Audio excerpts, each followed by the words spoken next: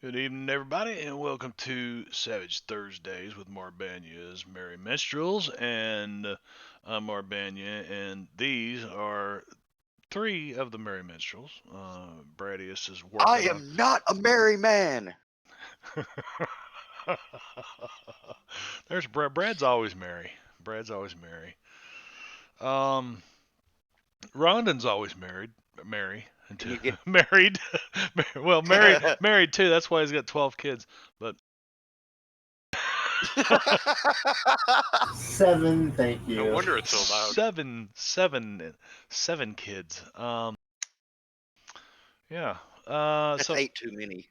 anyway, let's. I actually have Peggy Puff, her characters in there already tonight because Mike is not able to join us. He's got a family thing going on. And what do you guys remember from last week? Somebody give me a recap, and whoever gives me a recap gets to play an extra adventure card tonight. Maybe, if they want to, if they need to. Well, we proceeded to raid the Jarrett mansion and wound up in an all-out gunfight in the foyer with the Jarrett gang members, the goons, and the lieutenants. Johnny Kelly come bursting in, and he went down in a hail of gunfire. I took a couple of rounds in the back from wasn't Marchese, it was the other guy. I can't remember the other one's name. And if I remember right, I used a card to remove those wounds, but you got a nasty Yeah. scar for a while. Yeah, I've got a real nasty scar back there. What was it? You Iron and poured hot whiskey. iron and whiskey. Yeah, Yep. iron and whiskey. Heated it up, laid As it soon down. as Sid ran in, chugged whiskey. he dropped a shotgun. Yeah, after Thanks, he ran Ingorgio.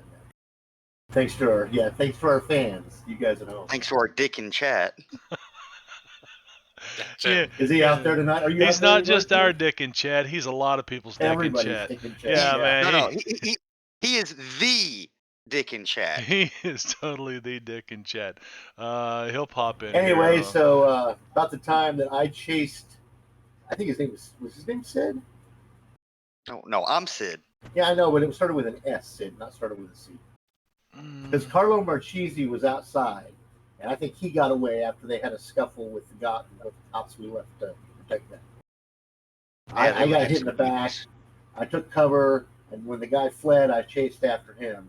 But once we got all back together, I found out that, I guess just as I was going through the little office and going out the window, Tony Montagna come busting out upstairs. Tony And, Montagna. And that's when, Jarrett. Was it Tommy? Was it Tommy Jarrett? Tommy Jarrett. No, Johnny, yeah. It was Johnny Kelly. Johnny Kelly was the one that took out downstairs. Tommy Jarrett was the guy that came out upstairs. Tommy Jarrett, yeah. Yeah, which just one started laying down an endless amount of gunfire. Hey, look, there's considering that I got 3 shots with an M16. Genthro. But anyway, He did have that giant ammo belt and wasn't feeling the weight of it due to. Oh, yes, Wow. the Adrenaline. cocaine and the Special fact that the ammo vitamins. belt never ended. you guys look who's in I guess chat. it went down on the floor on this side, and there were a bunch of mice down there reloading it as it came up out the other side. Hey, it's Genthro. Yeah, like haven't seen. He pops in every once in a while, like once a year or so. Still flailing old man. Yeah, you too, man. You're So flailing then, around. let's see. Peggy jumps up, starts trying to stab him in the crotch with a knife. Yeah, that doesn't go over too well. Fish makes a like a John Belushi samurai attack from the side. My knife went right in his neck. It just he didn't seem to bother him. No. He was coked up, man. And there's this big knife just sticking in the side of his throat as he was shooting. and I think Donnie went up the stairs on the other side and like pumped one into him. Didn't you, Donnie? Yeah, I think so. I think I may have also hit him. Yeah, I know. Everybody just started unloading on him. But he For went my down. valiant attempt to come in and tackle somebody, I ran to the top of the stairs and laid down for cover. And then he came out behind me shooting. Right. I can't Well, it's a remember good thing Donnie what was happened laying in the down. past game. So a good thing for the bad guy because Donnie knows karate. Yes, he does.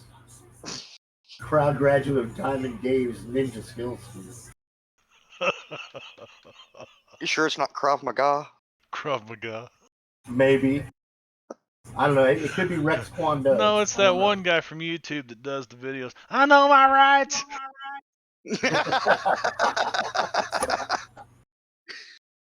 But anyway, yeah. So at the end of the entire session was just the raid on the Jarrett gang. It was.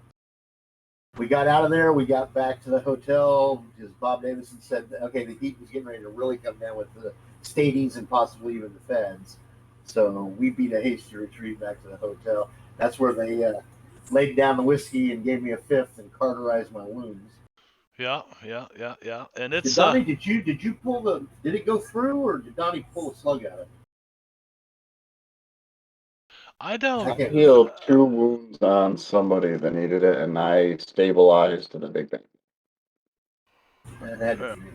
Yeah, Donnie did some surgery on somebody with a fish hook and a. Yeah, I think that was it was either Tommy or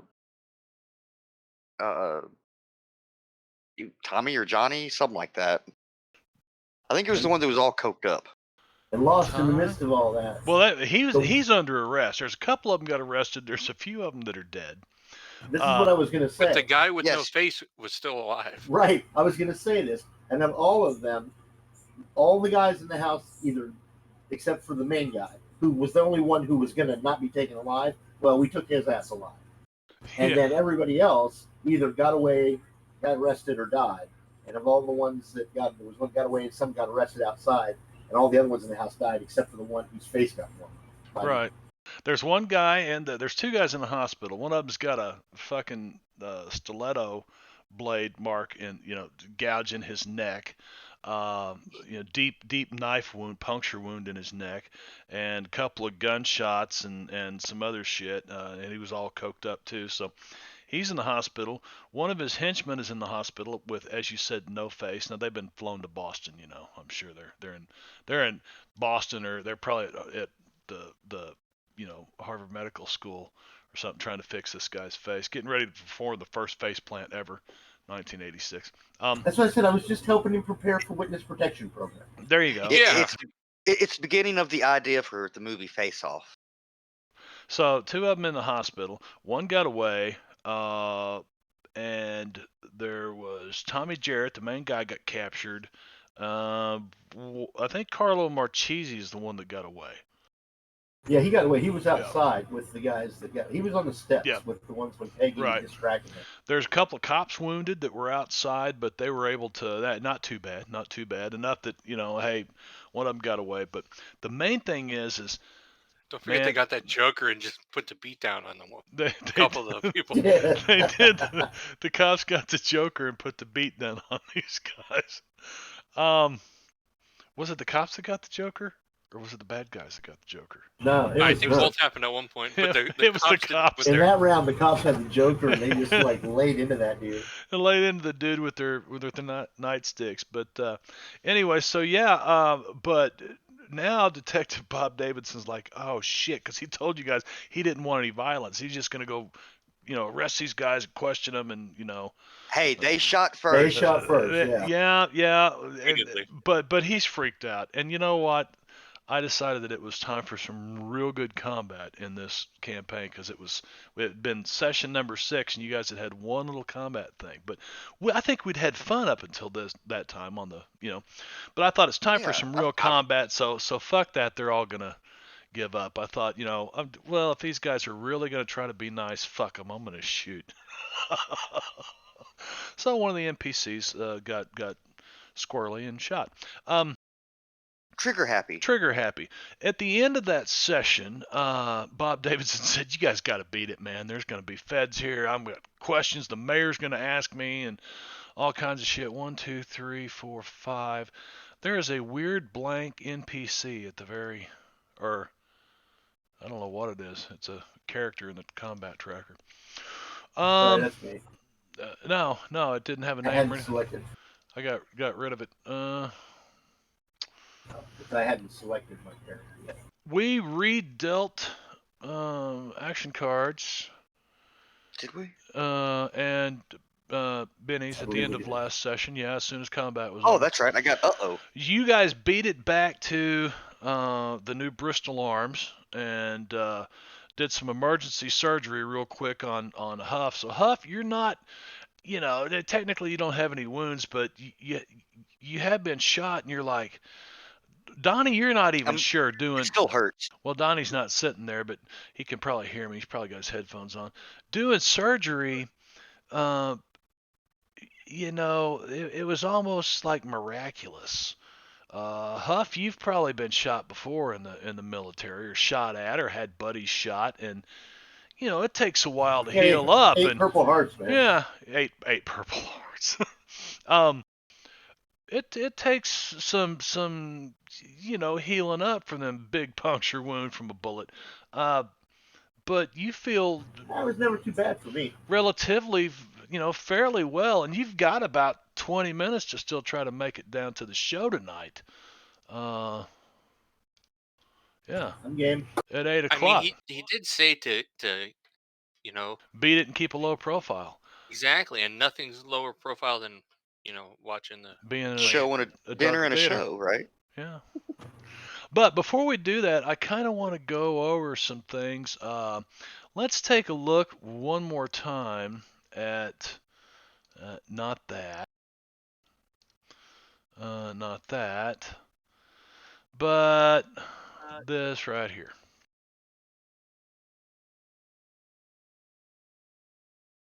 The murder scene, right? Right. So, can you guys kind of tell me what you see, where, and how it happened at this particular point in time?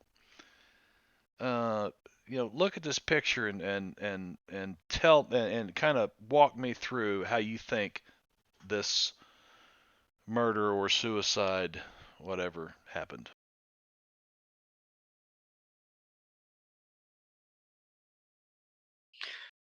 Well, he was there with somebody he knew, a woman from what we discovered from the cigarettes and the perfume, I believe it was. Smell yeah. of What's her perfume. name?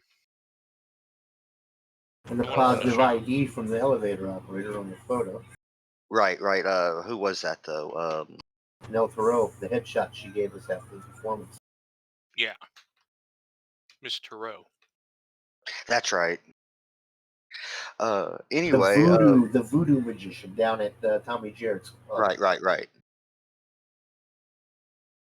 Anyway, apparently they poured a drink. She slipped some cyanide into his drink. He drank it, and there we go. That's how the corpse happened. So that's Technically, anyone I could see have what you slipped the did there. cyanide. But there was also the dude outside. okay. Yes, Yeah. there was. Yeah, somebody had intentions of That was shooting Chuck or killing. Garrison. Right, Was to that the limo killing. guy? Yeah, Yes. Chuck Garrison, the chauffeur. He had plans to kill John Manchester, but apparently somebody beat him to the punch. Okay. He wasn't drinking punch. All right, so according to what I The remember, driver were the ones that tried to kill him. The drivers when he took the shot, but Right. didn't get in. He was scared. Everything Well, else went on. I think it's because he pretty much got seen at that point. Yeah, and the voodoo lady was the one that in the show was the one that was in there with him. Was doing show That's her what we suspect picture anyway. to the guy. We showed her picture to the elevator Right, guy. that's The right. second I mean, that time. just proves that she was in the building. What she? well, was he what- took No, her to it that proves floor. that she went from his floor to the ground at that level. The penthouse, Did it? yeah. Now, I guess she could have been busy voodooing somebody up on the suite next door. Now, There wasn't one that was so the penthouse. Chuck Garrison came up here to make it look like a robbery, is what he confessed. And then he got spooked outside when he heard Manchester approaching. Right. Then somebody else came in and sat down, a woman, And they had the conversation, blah blah blah, and then that woman stopped talking or something. And when he got up to look, he took a shot at Manchester. Manchester was already dead, and it shook him. And he hit the fireplace over there. And whatever they were talking about, Manchester had this medallion in his hand, and they had a book out about the old witches, right? Right. I think they mixed up identities, or they found something back there. He's really related to the other ones or something. But she had the gang people here dig up the graveyard. They pulled out this medallion. She found out something about his ancestors that's gonna cast some sort of shame on the family. She was about to use it to blackmail him too. But it You wasn't think working. maybe she? You think maybe she charmed him or something into drinking the cyanide? Well, didn't we have I think she used the blackmail to get him to change the will or whatever, Oh, something along their lines, and then tried to kill him afterwards. but did he change? Blackmail him and murder him. no? He The never only way signed she, the. There was a But codicil, yeah, but he never signed it. yeah, There's there's a there was a different one. codicil, but it had nothing to do with Nell Thoreau. No, it was for some other woman, Linda Thompson, right? Linda Ann Thompson. Linda Well, we Ann also And don't know Thompson. if that's a stage name because that sounds Right. like a stage name. we think It that does. maybe Trixie Starr might be the stage name for possibly this person, or maybe Nell Thoreau is a stage name for that person. Yeah. Well, I Because he's think been we. going to see Trixie Starr every freaking day for like weeks or something. Right. I suppose it's possible that if she is using magic, she could have used it to disguise herself as Trixie. Right, just Nell Thoreau. Right. There is no such thing as Well, magic. we need to go see this Trixie Starr and get an eyeball on her, so we can There you go. identify her as not being Nell Thoreau, the same person. Because the CIA has good fake people masks. Because I'm Which we could have thinking that examined. maybe Trixie Starr is the Linda Ann Thompson. Because I'm thinking maybe Manchester and her were hooking up. That's why he was going every day. Right. And then More reason for the wife to want to kill him. well, yeah, that and the fact that her and the limo driver were. He was driving Miss Daisy, if you know what I mean. Giggity. Let's see, New Bristol Opera House. So that brings us to where we're at right now, eh? Okay, all right. Yeah, going to the show to see Trixie Starr. Cool. Yeah, you guys definitely have some good theories, and I'll leave it at that. New Bristol Opera House. Boom. 8 o'clock. So let's set the clock to where it's supposed to be. The calendar. 8 p.m. It is Tuesday, the 4th of November, 1986. It is 8 p.m. And you guys arrive at the New Bristol Opera House, where you catch the final performance of whatever the hell it is that they're doing here. Mousetrap, wasn't it? Mousetrap, yep. Which is a murder mystery. Which is a murder mystery, and you kind of sit through it, and and you see that at the end they introduce the cast. The cast comes out at a casting call, or curtain call, and they give flowers to Trixie Starr, who played the lead role, and she's all thankful and all that and stuff. And it's a full house, and they were glad to have been in. Had some of the guest actors come to town and put on the performance and whatnot, and the crowd starts to thin out. So you guys have the ability to maybe go down and mingle with the actors. They're kind of standing amongst the crowd down here talking and stuff.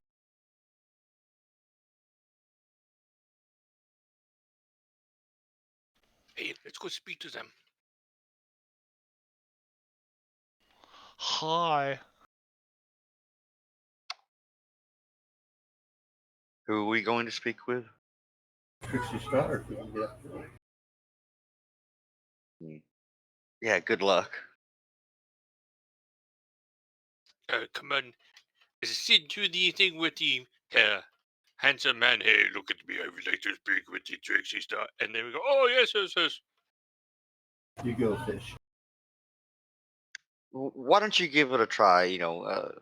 People tend to like foreign accents. I agree. Oh, yeah. Well, I will do my British accent, yeah? Yeah, we're not That's going your with British we're not- accent. It sounds just like this. Impeccable. Wow. That's a great British accent. Yeah. And now Check he's out my Arnie. British accent. Listen to. It's like you're about to be taken. Hello, old bean. Yeah. Why are there? Wasn't Liam Neeson Zeus in like the remake of Clash of the Titans? Liam Neeson does some mediocre acting. Anyway, doesn't he do what? I said, wasn't he Zeus in the Clash of the Titans and the Wrath Yes, of he Yeah, was. exactly. I rest my point about the mediocre acting. That's why I said. Well, He I think comes it out was and kind of a says, "You're about to be mediocre taken." role, honestly. I've got nothing good to say about a guy who goes on and on and on and bitches about the gun laws in the United States. And number one, he's Irish, and number two, he's made I don't know how much money off of movies where he's toting Where around a he's gun and shooting shooting people, people. yeah. So But he's got skills or something. yeah, he's got skills, a certain skill set that he's got. It's bullshit. You bullshitted your way onto a fucking stage in Hollywood somewhere, and somebody thought you were an actor. But anyway, that's neither here nor there. So we'll go What do on. you really think, Marv? Yeah, let's go Uh, see if we can speak to her. First of all, can you describe what she looks like while we were watching the play? She is a fairly attractive, you know, maybe turning into her 30s, late 20s actress. Um, Fairly popular. You can see her kind of milling around down there, and she doesn't hang around very long. You see her kind of dart backstage. She goes back up the stairs onto the stage, and then you see her disappear behind the curtain and go backstage, as do a few other people, and some of the cast, some of the set, uh, the crew are working on tearing the set down and stuff. So there's a lot of activity going on in here, and a lot of people, probably 50, 60 people in here. I'd like to try to stealth my way across the stage to follow her and see where she goes. Okay. You want to kind of just kind of fade into the crowd, and the biggest fucking guy in here might be smelling like blood right now. But yeah, No, I'm not. certainly you can definitely I smell like roast beef. I you smell can like the buffet. you can use stealth to kind of blend into the crowd and try to make your way up there without looking like some creeper trying to follow the star backstage. Well, he's doing that. Can I just walk confidently like I belong there? Certainly. Or pretend like I know what I'm doing?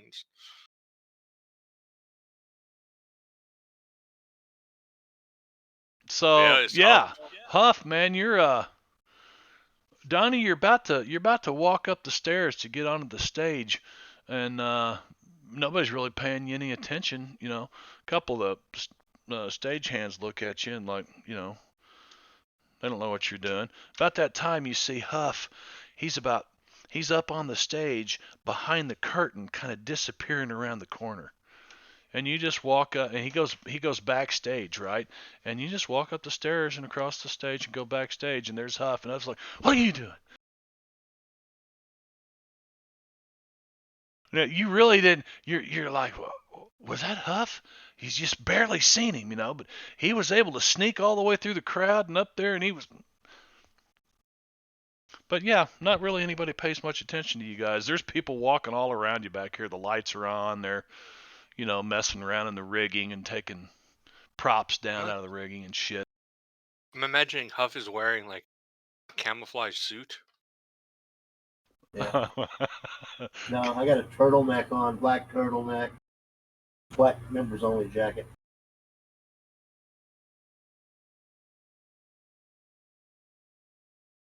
So And the back says security, right? No. you guys don't even have to roll to try to find her because as you get backstage, there's a couple of, there's a lot of the uh, cast back here, some of the makeup artists and stuff. You know what it's like backstage, Rondon. A lot of people moving here and there and taking costumes and putting them away. And there's a door, and it's open, and you can hear people inside laughing and giggling, and it says, Trixie Star, and there's a star on the door, They may be getting ready to have a rap party if they're tearing down. If it was the last performance, you might be able to just hang out and just blend into the rap party. Yeah, that's us, the regular people. I mean, look, he's wearing a Hawaiian shirt. Hey man, this guy is ready to party. And I wore my inconspicuous shirt. Not as inconspicuous as a black turtleneck, but The blue one. So, yeah, you guys are standing outside this door. You can't see in yet. I mean, it's a little narrow hallway like backstage often is. But you can see the door. It's open probably about a foot. Like nobody bothered to close it. Does anybody look inside? Does anybody get Sid Galewin knocks? Sid, did you go in with him? Yep. Once you realize that nobody's really gonna. Donnie, are you prone? Are you like laying down under the? I think we forgot to move it after combat. Yeah, Gunther's vulnerable too. Right now, he's very vulnerable. The play was moving, very moving. Oh, yeah. Physically, was he physically or emotionally vulnerable? Yeah. He's emotionally vulnerable right now. The mousetrap is it really tugs on the heartstrings. I'll hand him a handkerchief. He thinks it was all a metaphor for the hard life of living behind the Iron Curtain and. Yeah, of course. Yeah, and the Berlin Wall and such. Yeah. So Sid goes up and just knocks on the door, and you hear the people inside continue to talk. You're not, you gotta. I mean, if you wanted to be heard knocking on the door, you'd have to knock pretty loud. I'll knock louder. So the kind of laughter and talking stops, and you hear somebody say, "Yes." I'll open it and go in, or step in. You step in and you see the star of the show, Trixie Star. She's sitting there. Looks like she's been taking her makeup off. And she's got another lady that seems to be helping her get like the glitter and crap out of her hair and stuff. Oh, that shit gets everywhere. Yeah, and and I guess probably the custodian of the theater. He's laughing and you see the guy say, Mister, I don't know who this is. And she turns around and she says, well, can I help you? Well, I'd just like to say that was a magnificent performance. Yeah? Oh, it was good enough that you could even play in like a real city. Maybe even land a sitcom on TV. I'm going to punch Donnie in the shoulder. Okay. Give me a persuasion roll, but I'm going to say it -2 now because, it started off good, but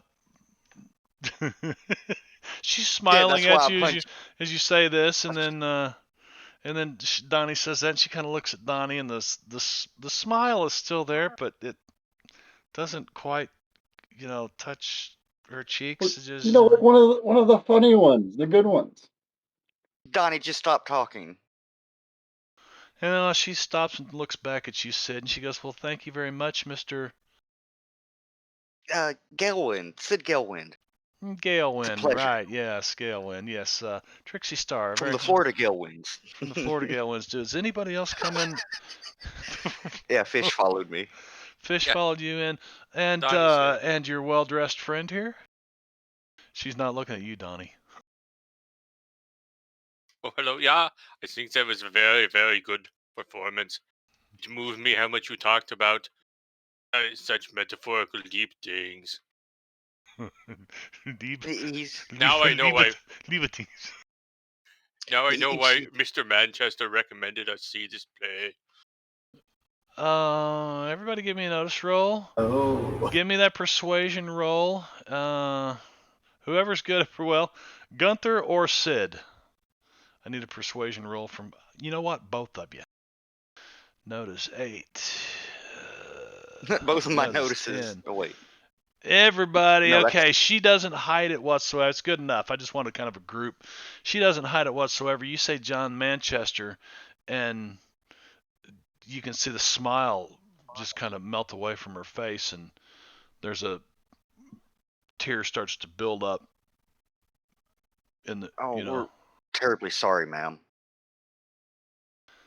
Oh, yes, Mr. Manchester. I'd spoken with him. He's he had come to see the play several times. What a nice man.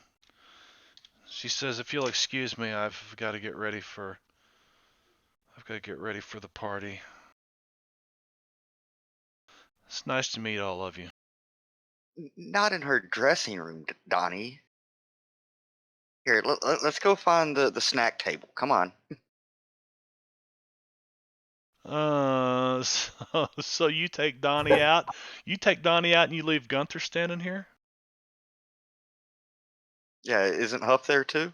I don't know. Huff never yeah. said he was. Okay, so Huff, you Oh, take I'm sorry. Donnie. Yeah. You take Donnie out. Gunther stays in there, and Huff walks in behind Donnie, or behind Huff's Gunther. Oh So, yeah, this is my friend Huff. pleased to meet you, Mr. Huff. You as well. I hope you enjoyed the show. I'm sorry. Just I meet people and nice people, and sometimes they you think you know someone for a long time, and Mr. Manchester seemed to be that kind of person. Oh yeah, did he come here a lot? He said that he really likes this show. That's why I became. Huff, you rolled an 8 on the notice. Gunther rolled a Yeah. 10. Okay, both of you got raises. You noticed that the guy with the push broom, the custodian, Herman, and this lady who's kind of helping her with her hair and stuff, they're both looking at her as you're talking to her. They're both just, they're not like looking at you like, why are you asking questions? They're looking at her like waiting for her to give an answer. And she turns her back to you and she sits there. You can see her in the mirror. Her face is down, and she wipes at a tear and she wipes at a tear. And you hear the lady say, for heaven's sakes, Linda, they're going to find out. Anyway, you might as well tell them the truth. She said, Alice. Stop, Alice. Miss Thompson, it would be best if we just talk about this. Okay. The custodian kind of, and this guy's, he's pretty good. He's as big as you are, Huff. He might be ex-military. You can just tell by the way he stands, by the way he carries himself. And got that push broom, and he says, you gentlemen from the police department? We've been working with the police on this. I am from East Germany. Well, that's neither here nor there. But yes, Not from we've been this working. police department. I'm from the East Germany. We've been working with Detective Davidson and working for this more.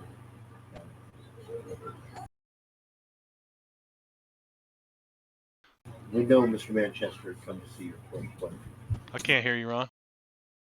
I said we know Mr. Manchester had come to see your play quite a few times. So the custodian says, you all right with this, ma'am? She says, yeah, Herman, yeah, I'm fine. And he gives you guys one of them looks like, I'm going to be right outside the door here to kick your fucking ass if you mess with my friend. And then he Well, that's steps quite out. all right. He steps I'm going to give him outside a the look door. back that says, oh, that's quite all right because we're talking to you next. I'm going to say, don't stray too far. We might have some questions for you. I'll be right here.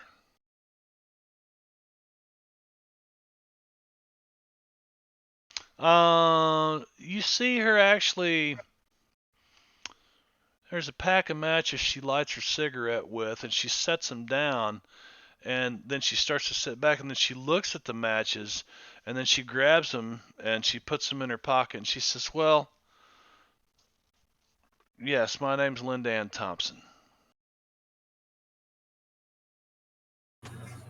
And I knew Mr. Kind of guessed it. Manchester. What's that? I said, I kind of guessed it. So she admits that she and John was having an affair. And she goes on to say that he was going to divorce his wife and marry her. He loved her so much that he had changed his will. Well, unfortunately for you, not fully. Oh wait, I'm not there. You're not there, and we don't need to drop that on. No, I mean she's gonna find out eventually anyway. Is she? Well, I mean when she goes to the Oh yeah. will reading. Right. I guess that's true. She's gonna find out eventually. But I don't want to be there. You don't want to be the dick. But Yeah, she's anyway, already lost with the man the that she loves. so you're talking to her, Huff. So yeah, well, I'm gonna get an alibi from her. Where were you? On the night. All right. So as you're talking to her, Fish, you look over. You're like, what's with that? And you notice the pack of matches as she lights her cigarette and sets the match pack down, and then grabs it real quick, and it says, what the hell does it say? The Seaside Resort Hotel. Of course it is. Yeah. That's not where we're staying though. No. Why does that place sound familiar? Oh, it's on the map. It's down the coast, yeah. It's down the coast. It's on the map. The It's a little map place seems on to the be map. unshared. Yeah, I did that to get rid of a bunch of shared images, but I can actually. I've got to find this. You're looking for the city map? Yeah. He also unshared the key to the room diagram. Just so you know. I That is unshared it. Mhm. Yes. Okay, I'll find that. So let's do that.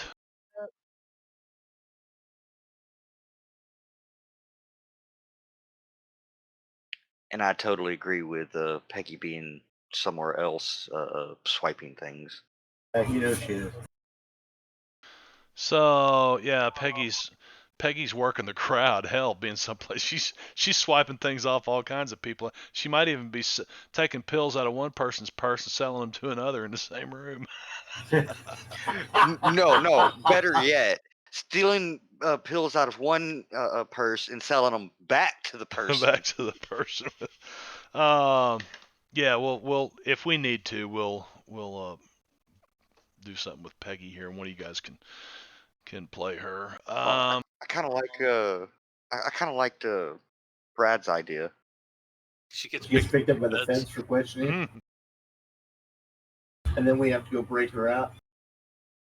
Or come. Well, you haven't seen her, give so some sort of evidence. as of right now, you guys don't know where Peggy's at.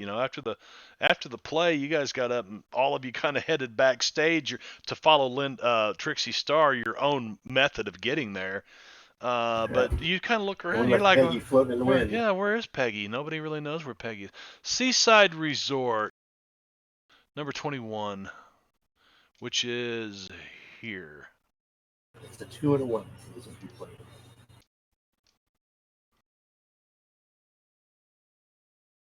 There we go. right across the street from Club Apollo. Yeah. Oh, yeah. So, you guys find out that spam risk. Boy, you can tell it's getting close to election time. Let me go back. There's your key to the room diagram. I don't need the new Bristol Times thing.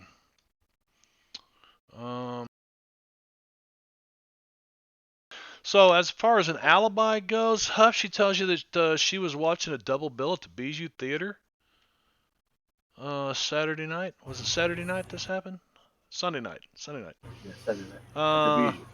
Yeah, the movies were the Maltese Falcon and Double Indemnity, and there's a Bugs Bunny cartoon. Does she have or out of character? Does she have ticket stubs or something? And she says the movies ran from 7 to 11. She went to the movies alone and admits that it isn't likely that anyone saw her at the theater. I feel like she would stand out. Trixie smokes gold-tipped special blend cigarettes, which fish, you can see them in there.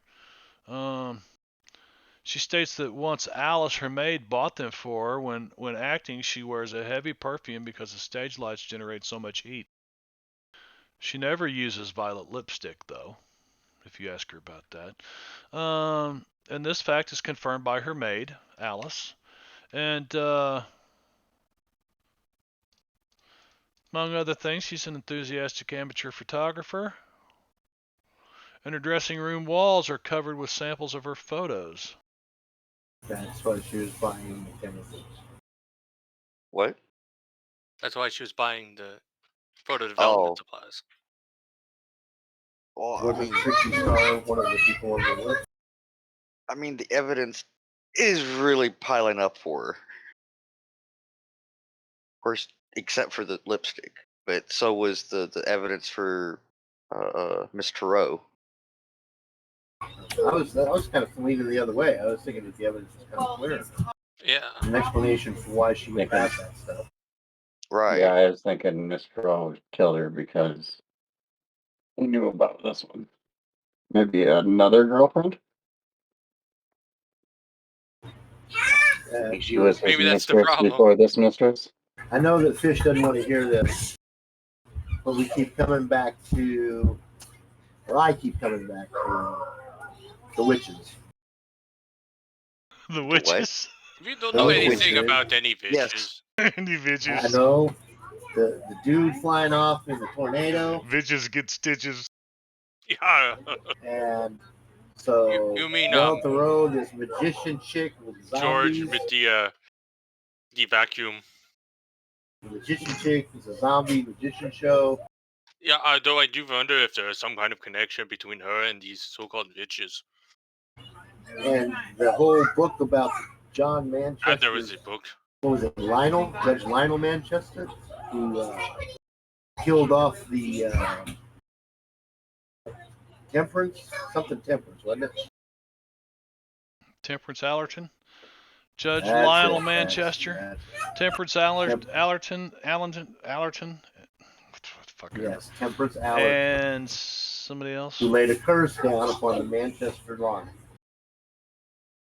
We should probably check out the graveyard a little bit closer and see what graves were opened up and if anything was messed with. Donnie did. Plus, Donnie went down there. I already did pictures. we could look closer because also then the police won't be looking there and we will be able to stay under the radar. I specifically talked to the guy, and it was that section with those people that was torn. There was a section of the old witches. Yeah, with the old witch hunter and the witches and everything. There was a. That's why I think he got the medallion from there. He says he says he's been there at the cemetery working so long that he knows the pattern. It happens, every year about the same time. He said, and I tell you what, he said, I bet you that. He said, I'm gonna crawl down there. I'm gonna catch him Friday night. That's what I was thinking. We were going to wait for Friday night. Yep, we were going to go to the graveyard Friday night and basically do a stakeout. But we were going to go there to try to debunk the witch theory part of everything. I don't know. It's still looking more likely. I don't know. They were just in the book. We I don't know. It know may have anything been the about real mob, life. and we may have solved everything already by killing the entire mob. I don't know. I mean, we didn't kill the one guy, but now he might go and become a witness for the FBI, and they will arrest everybody else. It's now midnight after the show. Show lasted till 11. You guys kind of mingled and party. So could I it's maybe getting have ready the to be- headshot that you signed? That would be wonderful. Oh yeah, that would be great. Hey, Rondon. Yeah. You know the cheer grannies did their little thing here. Yeah. Right. Well, they had a scavenger hunt on Saturday, and there's videos of Christy and Joan Ralston and somebody else. They had to go to the police station and sing "I Shot the Sheriff" to one of the cops. It's okay, they were investigating his messy deputy.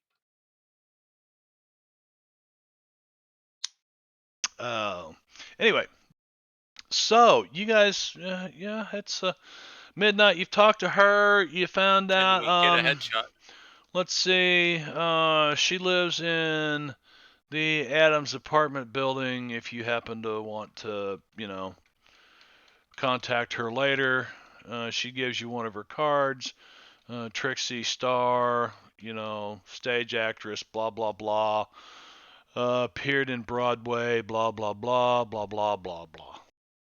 So But can we get a signed photo? well, she was like 14 and played an extra in the cast of Annie or something, so she was a Broadway actress. Can you get a signed photo? Yeah. Oh, sure. She says, and To add to his collection. who should I make this out to? Oh, to Günther, please. Gunther.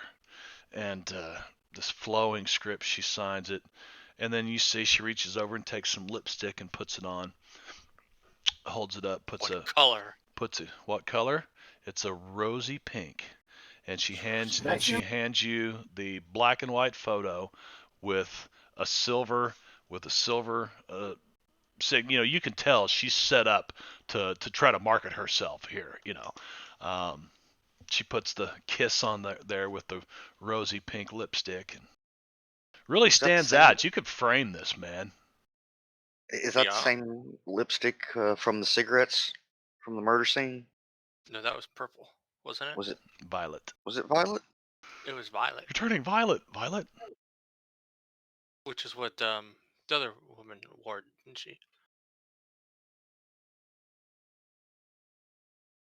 Yes, you did notice that Nell Thoreau had violet lipstick, and she also smoked gold tip cigarettes. So. Yeah, Nell Thoreau ticked off a lot of boxes. And this was obviously two different women. Or you going to say she's a bitch who can change what she looks like? Well, that's true if she's a witch. I'm glad you're coming around to the witch concept. The guy flying off in the whirlwind wasn't enough for you. Oh, you mean George with the vacuum? Yeah, I know. You're from East Germany. A vacuum is still magic. So.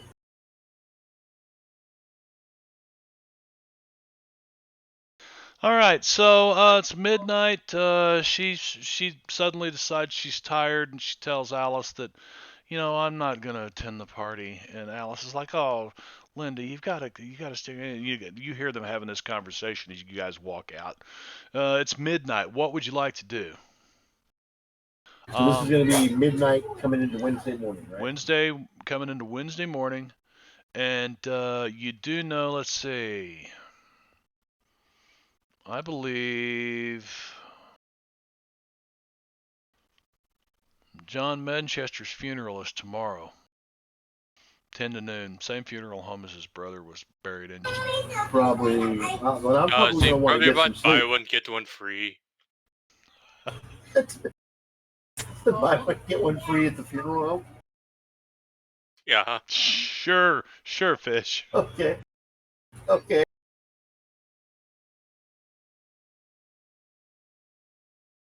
I mean, that'll work. No, I think that probably I, for myself, would just like to get a good night's sleep for one night. That would probably be a nice change of pace.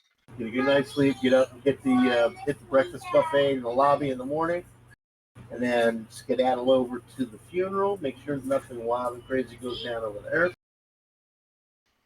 See if there are any strange men watching. Sometime in the day tomorrow, I would like to go by. I was looking at the map and I noticed there's a gun shop that is the Acme gun shop. There is. You guys have been to the Acme gun shop once, I think. Right. Yeah. I want to go back and I want to load up on some ammo because unlike the rest of these guys, I'm an idiot and I didn't pick up a whole bunch of ammo when the police offered it. I think we also learned where we can buy illegal guns if we need them.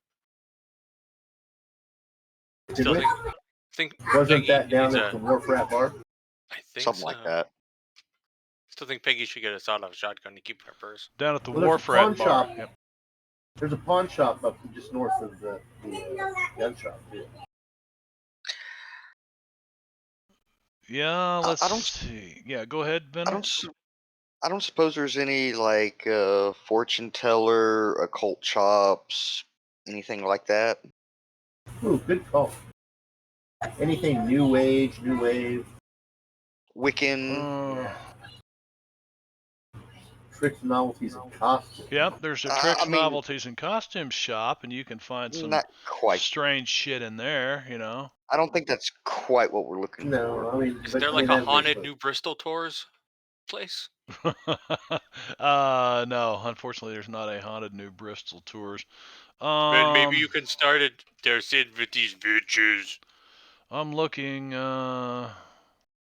There's a Massachusetts Stock Exchange building for whatever reason. What? Yeah, like there's a Massachusetts Stock Exchange. What? Yeah. I don't see a reason to go there. We could buy out some of that stock that will get good later, and then we can make out the money and retire. Well, we can buy some Manchester company stock. Isn't that supposed to take off here pretty soon? Oh yeah. Except it might also. It's probably about to plummet too.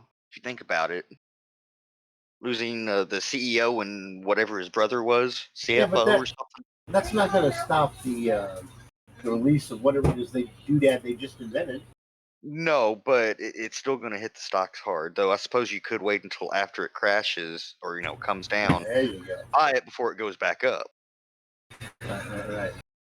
Wait for it to crash and buy it all up. I think at this point, you guys have basically been around enough to get a look at this, and if I happen to have missed something that fucks things up, well, we'll just pretend that I didn't share the key to the map of New Bristol. Oh, Because you're asking me, places on here, but not that I can see, no.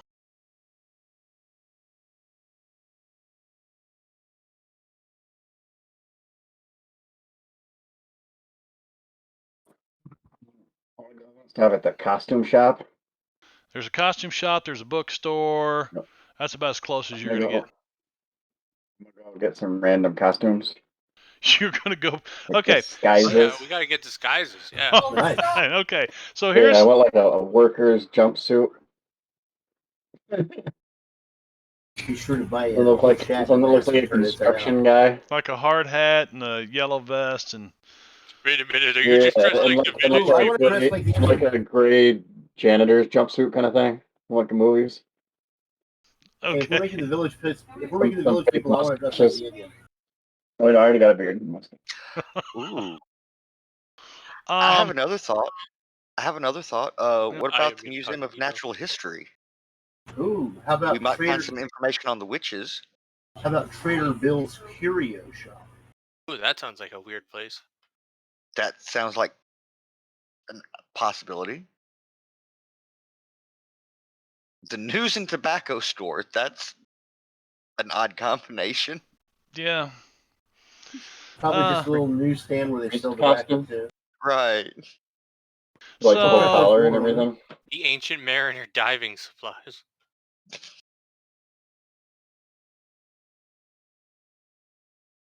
So this is what's going to happen. You guys can look this over, but I'll fast forward a few hours. You guys go get a good night's sleep, okay?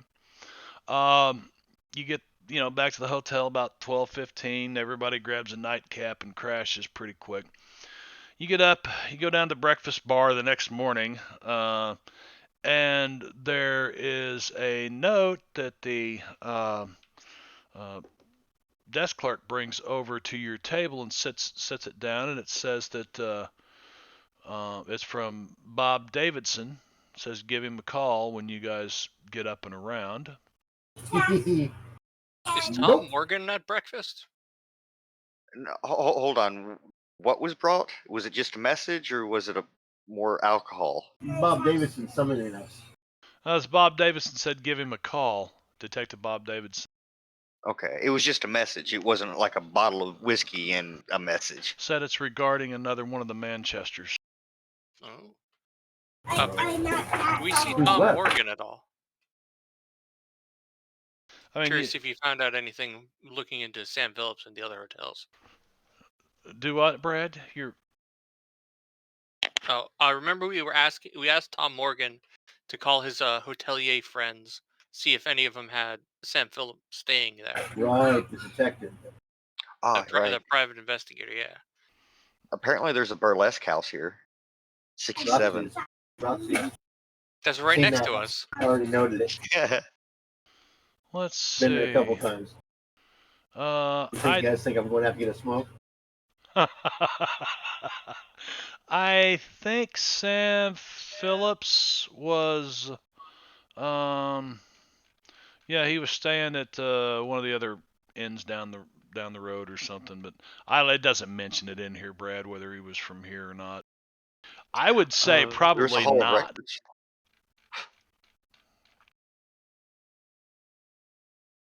Yeah, it made sense, the idea that he was staying here. Yeah, I hired someone good from Boston or whatnot.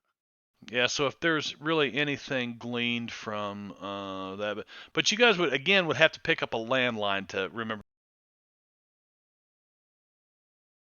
You would actually have to pick up a landline and call Bob Davidson if you wanted to give him a call. But it says Bob Davidson return call regarding another Manchester is all it says.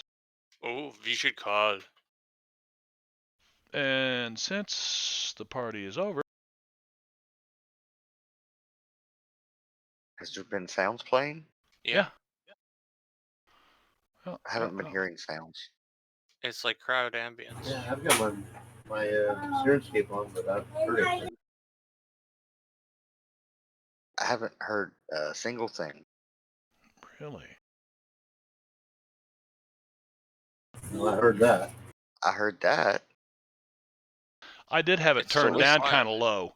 I had it turned down low because it was loud on my end. So. Yeah. Well. I mean, I still hear it.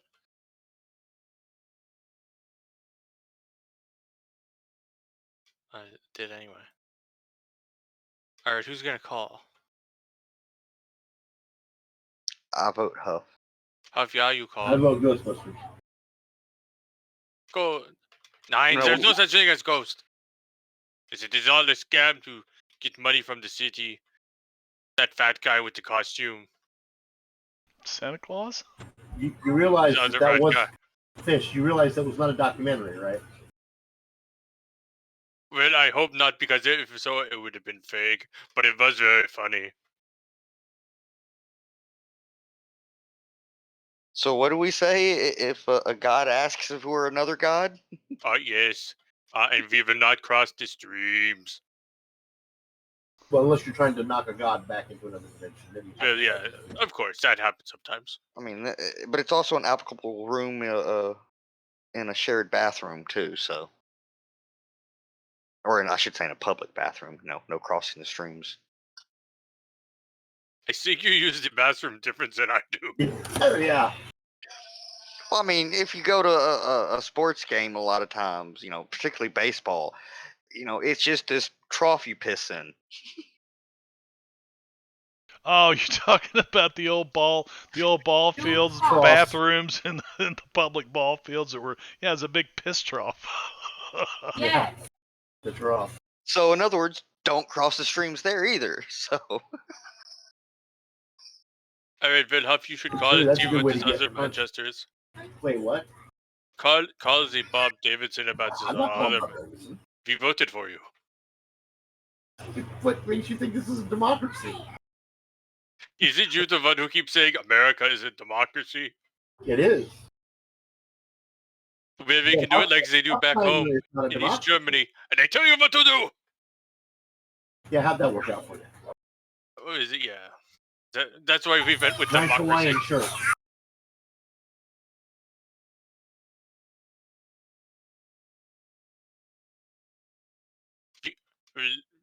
We could have Donnie call. I'm sure. Um, No. Yeah. All right. Okay, so I'll call Bob Davidson to find out what's going on. I don't know what other Manchester could be. What about the wife? I'll bring a donut to Donnie to distract him. Yeah, but it was supposed to be The I guess it long could be lost triplet. that. It was supposed to be the man. Wait a minute, kid. Last night, the widow of Ralph Manchester, if you call Bob up, you can tell he's like, Yeah. you know, you can almost Give him see a him in his office, like, What's up? you didn't tell who you were when you talked to the operator, did you? You didn't use your real name. He's afraid that he's going to get caught talking to you guys. It's like really Right. touch and go with him right now. And anyway, he tells you that the Ralph Manchester's widow reported their son Billy Manchester missing last night at midnight. He should have been home. A son. Midnight. That's about the time we were taking off and going home. Yeah, he's dead. Yep. Other than that, that's all he tells you. Maybe. All right. Well, I'll pass it on to the guys here in the room. I'm gonna go tell them. Evidently, there's another Manchester male, Ralph's son, and last night his mom reported him missing at midnight. So now there's that. Ask him if Peggy is down there. Yeah. Hey, Bob, have you seen Peggy Lambert? He says, We lost her at the Playhouse last night. Miss Lambert? No, the last she was speaking to some of the federal agents, at the Ooh. scene of the crime, at the raid, Tommy Jarrett place. But he said, quite frankly, I knew I had a lot of answering to do, so I went to, put my ass on a silver platter so I could hand it to the police, the chief of police and the mayor, and blah blah blah. He said he just thought she left with you guys. No, we went backstage to talk to Trixie, and she just went poof. Oh, on our way down, we should ask: is the elevator guy there in the morning? Yeah. Yeah, he comes on it. I think he's always there. He's yeah, he lives there. Sometimes the elevator comes That's up and the door's open and he's like on his stool leaned over in the corner. No, that's not a bench on the back of the elevator. That's his bed. Yeah, that's where he sleeps at. I want to go ask him with that photo that I got. Hey, have you ever seen this woman here? I'm sure he has. He says, well, yeah, that's Miss Starr. I seen her playing in the Mousetrap. Oh yeah, that was a good play. That's a great play. You've seen her here at the hotel? Oh, I don't think she's ever been here. Did I miss her? I could have got an autograph like that one. Like this one right there, yeah, with the little kiss mark on it. Look at that. She put her lips right there. Do you give him he looks like he's drooling. It's part of over our collection. Oh no, okay, you're gonna keep that. Okay. No. Maybe it helps us out later. You know, rub it in his face. Okay. We're gonna use that to play the cavalry card later. All right. Let's see. So 10 o'clock, John Manchester's funeral comes and goes. Nothing eventful happens. Somebody doesn't jump up out of the coffin and tap dance. No, nothing like that happens. So really, you guys wanted to do a little shopping, run around town. Some of you had to get ammo. Some of you had to get costumes. So I'll let you do that now if you want to. You've got the day here, Wednesday. Matter of fact, all the way through Thursday morning. Is there any place you want to go? Hey Gunter, do you want to go to the Natural History Museum with me? See if we can't find some more information on these supposed witches. Oh yeah, and maybe we can check the library too. Ever since Donnie got kicked out, maybe we will have luck. I'd like to go to the curio shop also.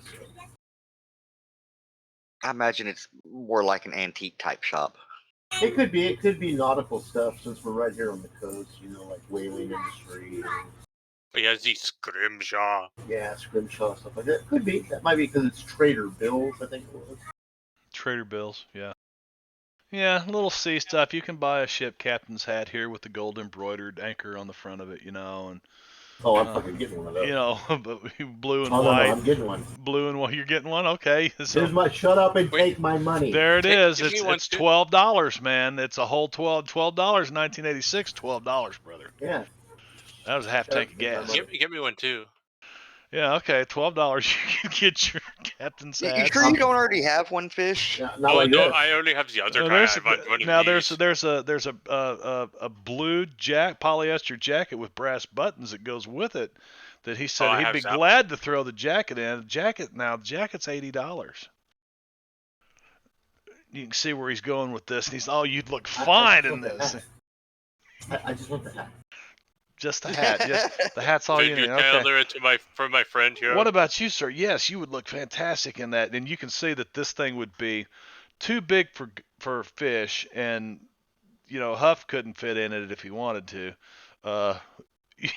So it's like it doesn't fit either one of you guys, but it would look good with that hat. So the guy's really trying to sell you up on this place. Does he offer to try it on, try it on? So you guys Maybe can go. Donnie can try it on. You can go shopping. I'll look at your inventory later and get a laugh at some of the bullshit you buy. And even if it's not in there, just tell me what it is you're looking for, and we'll come up with a 1986 price for it, and you can add an item to your inventory. I don't care if it's just common mundane stuff. I want to get a shovel and some old hedge clippers. Some hedge clippers and a shovel. Hedge Okay. clippers or bolt cutters? He's gonna go as a gardener, clearly. Wait, Donnie, There's a maybe you can dress stakeout. up like a priest and you can go to the funerals. the There's a stakeout at the graveyard. I'm stuff like a garden. midnight. You're gonna be out there trimming hedges. Hey, it's cool at night. That's the best time to do it. Hey! How many other chances am I going to get to have a stakeout? Make it back to I feel he also has an electrician's uniform and is ready to attach Oh, yeah. something to his van so it has a crane. Huff, you got your extra adventure card You for dress up like a Man, parabolic microphone's too expensive. guy who works with a phone company. Oh, yes, I did. Well, there is a phone company here. I noticed when I was looking through the list. Yeah, but I just want a general approximation of their outfit, so nobody will say anything if I'm climbed up a pole. Hey, Marv, how much would a portable tape recorder be? portable tape recorder? Something like that. I think I probably $20. paid $16 to $20 for it. I mean they weren't overly expensive, but that was some pretty high tech stuff back then. I mean, I don't know. Well, In 1986, we started seeing the boom boxes, and the roller skating and.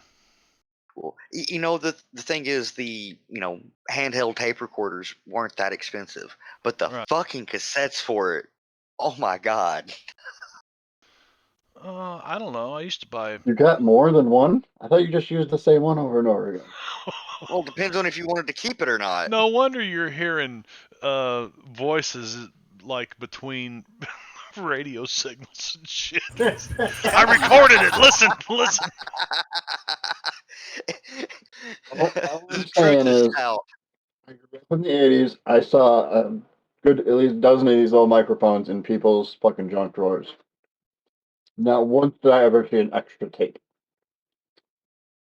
Well, I would Never. imagine if you were a reporter or a lawyer or something that had to take notes on clients, you might want to.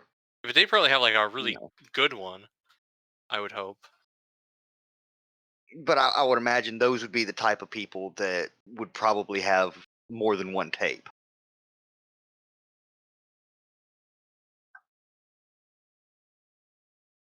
And a tape recorder takes 4 D-size batteries, and it plays up to 3 hours, man. Oh. Wait, tape?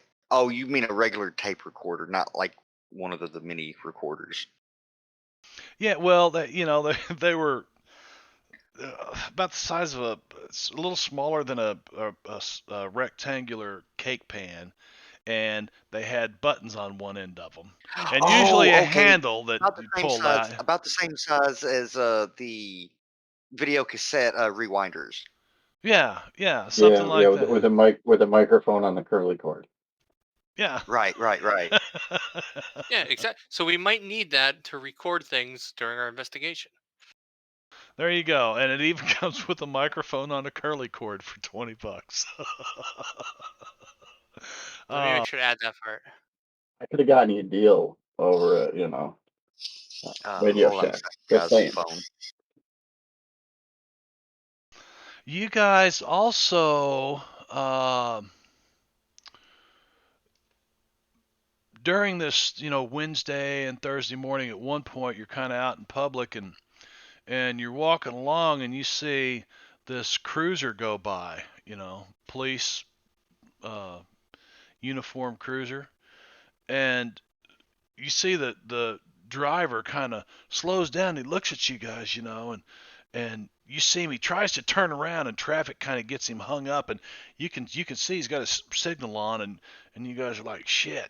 And this is city police, And by the time he gets Quickly put turned on our around, hats. yeah, you all kind of jump down an alley and into some bushes and stuff. Yeah. Pretty soon you see the cops looking. The cops are out looking for you. And Bob Davidson's about your only friend, so you keeping a low profile. He really What? meant it.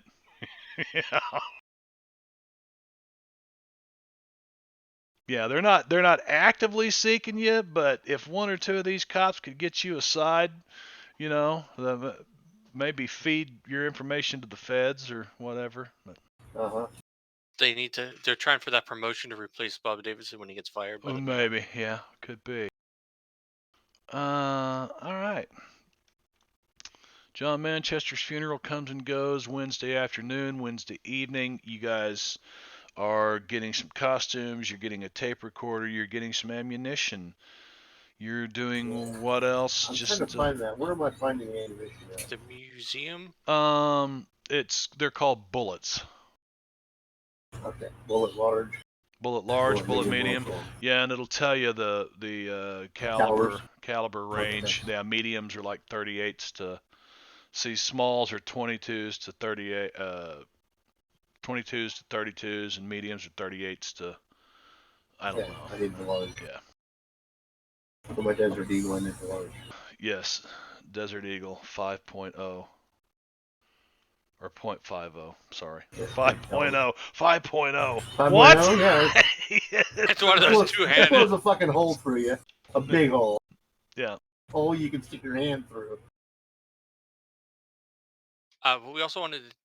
Can we do some research at the museum as Sid suggested? Okay, the museum. So let's go take a look at what's at the museum, as Sid suggested. Am I done with New Bristol Opera House? Yes, I am. Close that. Let's see. Accident, the truck, and the Phantom Spirit already tried to run you over. That was fun. Yeah, that was Ivan. Okay, what's it called? The what? Brad? Something museum? Museum? Vanna, what was the full name?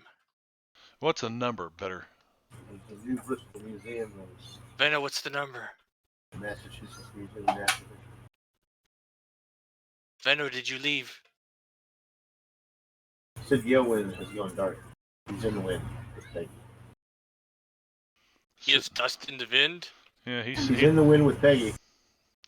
I'm looking for buildings. I'm looking. I am also looking. What the hell? Oh, I'm way far ahead here.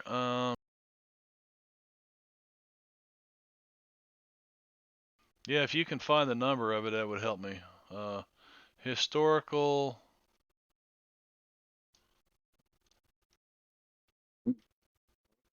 No. Use its stock exchange and use my research.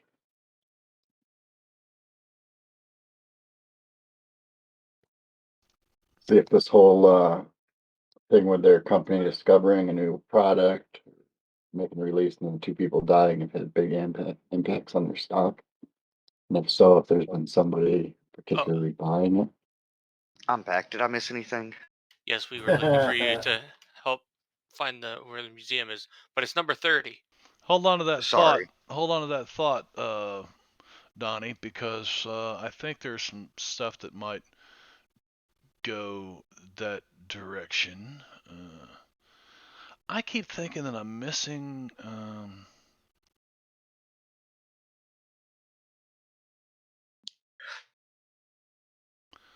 Yeah, I've missed it someplace here. Let's see.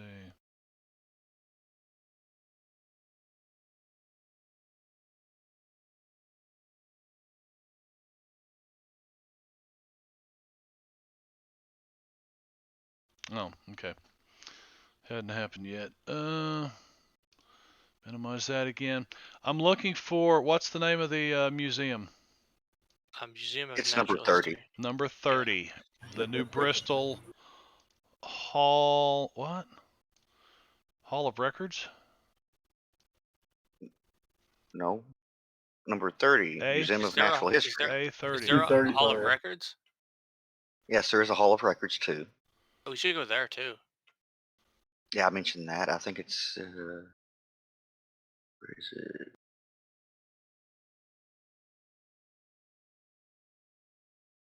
So I better put that there because you guys want to look at that. We're in office building. Let's see, Manchester Stock Exchange. Minimize that because Donnie wanted to look there. I am not seeing a.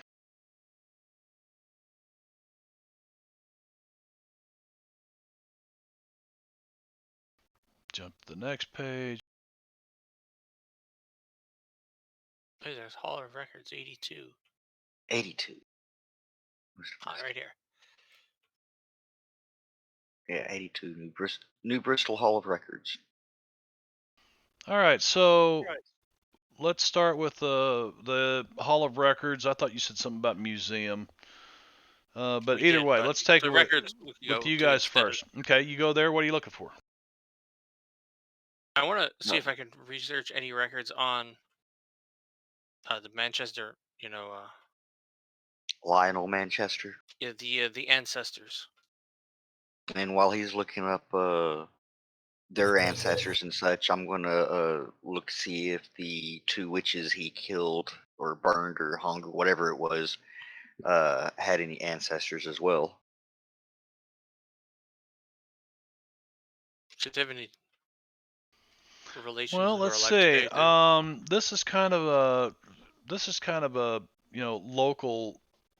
local history museum as well as Hall of Records, kind of both. So we're going to tie them both into one place, just to speed things along here. I Plus, mean, because we're I pretty don't much going to be asking the same sorts of questions. exactly, and I don't think that is that my arrow? No. Oh, that's you pointing to 82. Okay, there we go. So the Hall of Records contains, starting with the most recent documents pertaining to the Manchesters of New Bristol, is a recently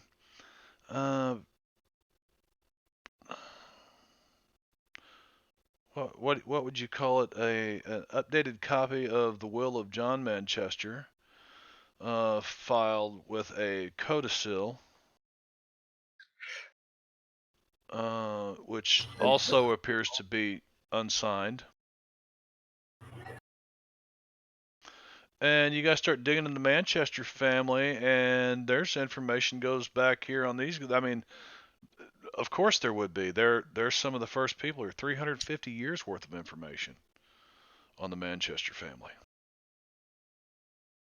How about unusual or untimely deaths? The records show that John, Ralph, and Billy Manchester are the last surviving males descended from Judge Lionel Manchester. So Billy Manchester. Yeah. Including Lionel Manchester, there have been 29 males in the Manchester line. They were ancestors to John, Ralph, and Billy. Of those 29, 12 died of natural causes. 5 were killed in action in various wars of the past 300 years. 4 died of various accidents. 2 were drowned. 2 were killed by Indians. 2 died far from New Bristol under circumstances unknown. 1 committed suicide, and 1 was murdered. Wait, let's look at the one that was murdered. Maybe 3 were murdered. Yeah, let's look at that murder and suicide a little bit more closely. No, the causes of Yeah. death are usual for any 29 individuals. Nothing indicates a Manchester curse. Here's what it says. And you see that the Allerton line died out in 1795. The Mortimer family, that was the other witch, Roger Mortimer.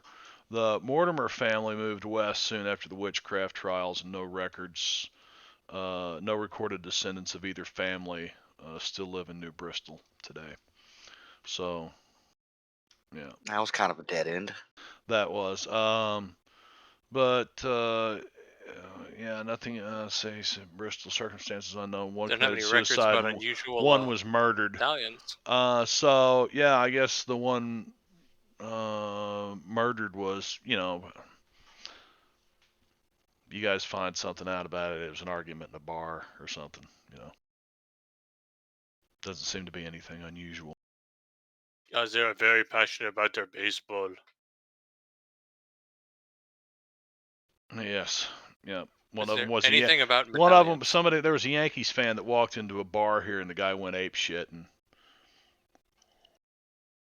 Oh, one of those type of arguments. yeah, Boston Red Sox, you son of a Well, bitch! Curse of the babe! Curse of the babe!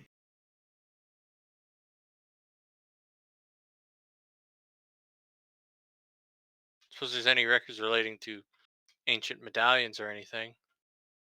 Not that you find in here, but it's pretty What about interesting. in I the mean, museum?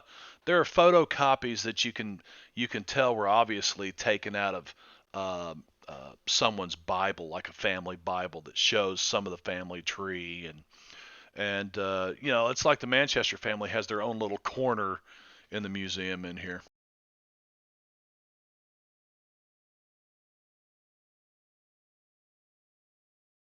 Yeah, interesting.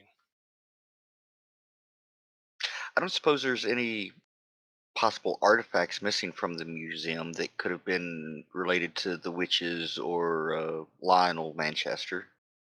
Is there? No, that we've not had any items reported missing. Everything seems to be in place. They tell you. Oh, I'll describe the necklace in question, the one that was on Manchester. See if they're familiar with it. You checked what on? I'm going to ask somebody at the museum and such. Since we're asked if Okay. there You know had anything a about that? theft. Or if they've See if they seen know anything? anything about this medallion that was found on his corpse. The medallion now. I No, describe it to them, basically. they don't know anything. You guys find nothing about a medallion here at the Hall of Records Or the museum. or the museum. Yeah. Now at the museum, there's a whole, Right. wax museum section of the witch hangings or the witch burnings and hangings or whatever. Well, I was wondering if maybe there was a medallion that one of the witches may have had that was on display and was stolen, or something like that. Well, do you want to walk through it? I mean, it's only $1. You can walk through the self-guided I mean, tour. Oh yeah. sure. Okay, so you guys pay $1 and you go through this back door, and as you step in back there, there's a button on the wall. It's kind of dark in here. It's like really freaking dark, and the walls are painted black and shit. And you're like, this is weird. Ooh, spooky. And Did the Rolling Stones paint this place? there's a button on painted black. There's a button on the wall. Like a brass, looks like a brass light switch cover, except there's a round button on it. Bum, bum, Is it bum. red? Gunther starts pushing it, and he keeps pushing it, and he goes, well, well, well, well, well, Oh, okay. well, well, Stop. well. Stop. Welcome to the New Bristol Museum of History. And the lights come on, and you guys see a scene set up in this room to your left behind this glass window, right? And it's a scene of uh, like an old woman rocking in the chair, and it's a wax dummy, and she seems to be knitting and stuff. Uh, but she's got a kind of a gaunt face and a hideously crooked nose with a big wart on the side of it. But other than that, she seems to be like any other Puritan woman of Massachusetts back in the day. Look, it's a bitch. I'm sure we And see a lot of those downtown.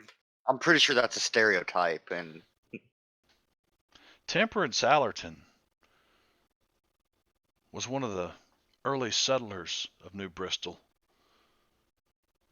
She was a widow by the age of 30, and she lived by herself most of her life, and blah, blah, blah. And then finally the lights go out and the story ends.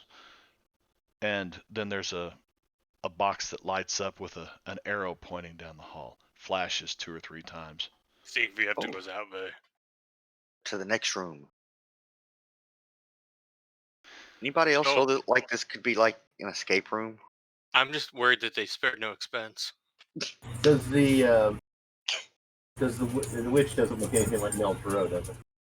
No, no, it doesn't look like it. Matter of fact, it looks like an old look like an old woman in her Puritan, dress of the day, with very few frills on it, black and white kind of, and just knitting needles, and she's sitting in a rocker, and there's fuck.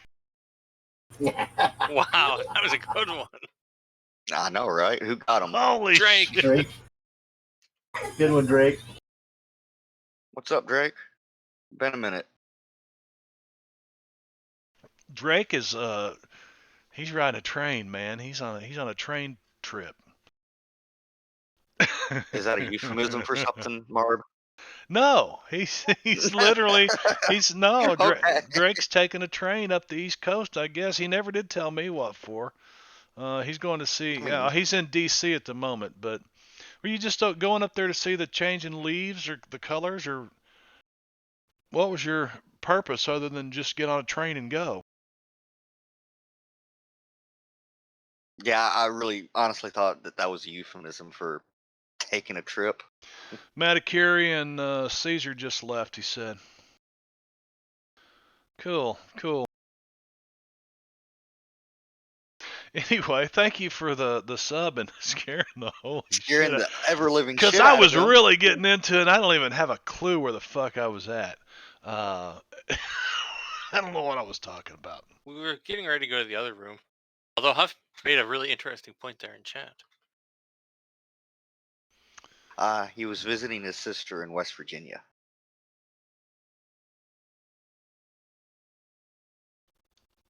Oh. I didn't even know Drake had a sister. I know. I'm just as shocked as you are. Yeah.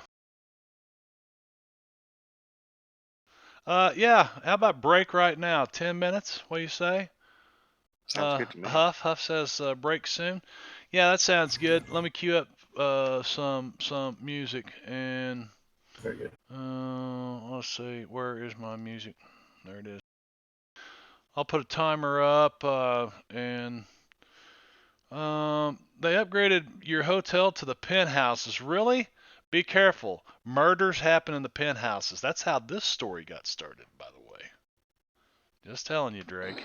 Gotta be careful. I'd prop something under the fucking door tonight, man, if I were you. That's a Especially good- if your it- full name is like Drake Manchester. And or you're from- Timmins, Manchester. Timmins is the result of the curse. Ha!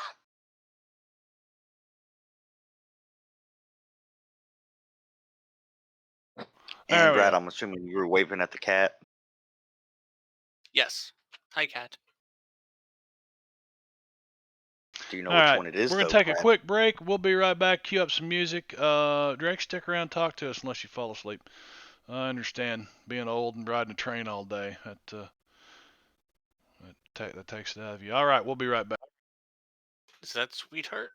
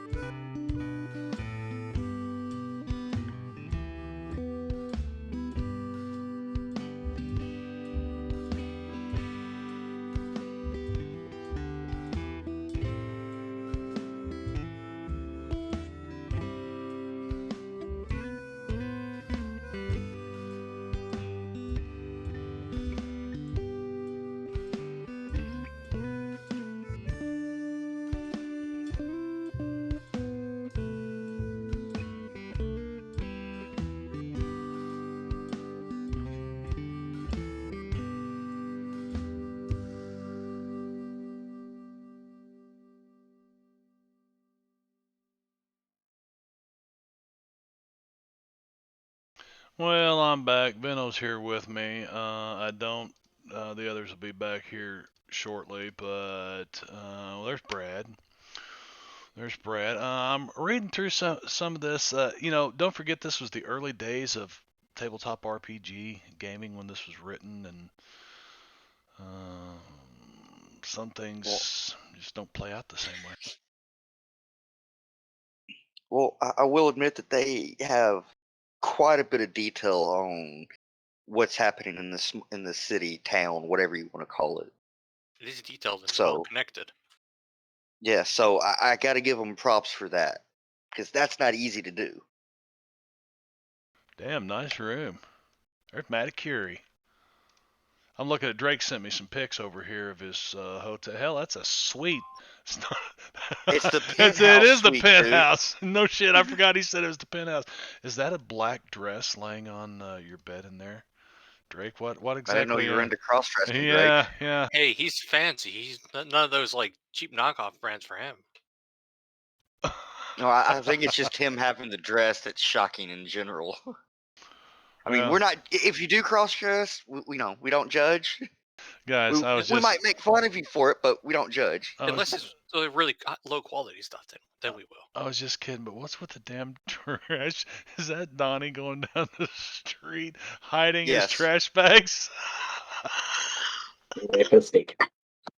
See, it's the urban equivalent of being dressed up as a bush. that's You know, why I don't go down the Discord rabbit hole during the games. All this shit you guys posting over there, I have a good laugh afterwards, man, because I can kind of remember how everything flowed. So I'm reading through this. Uh,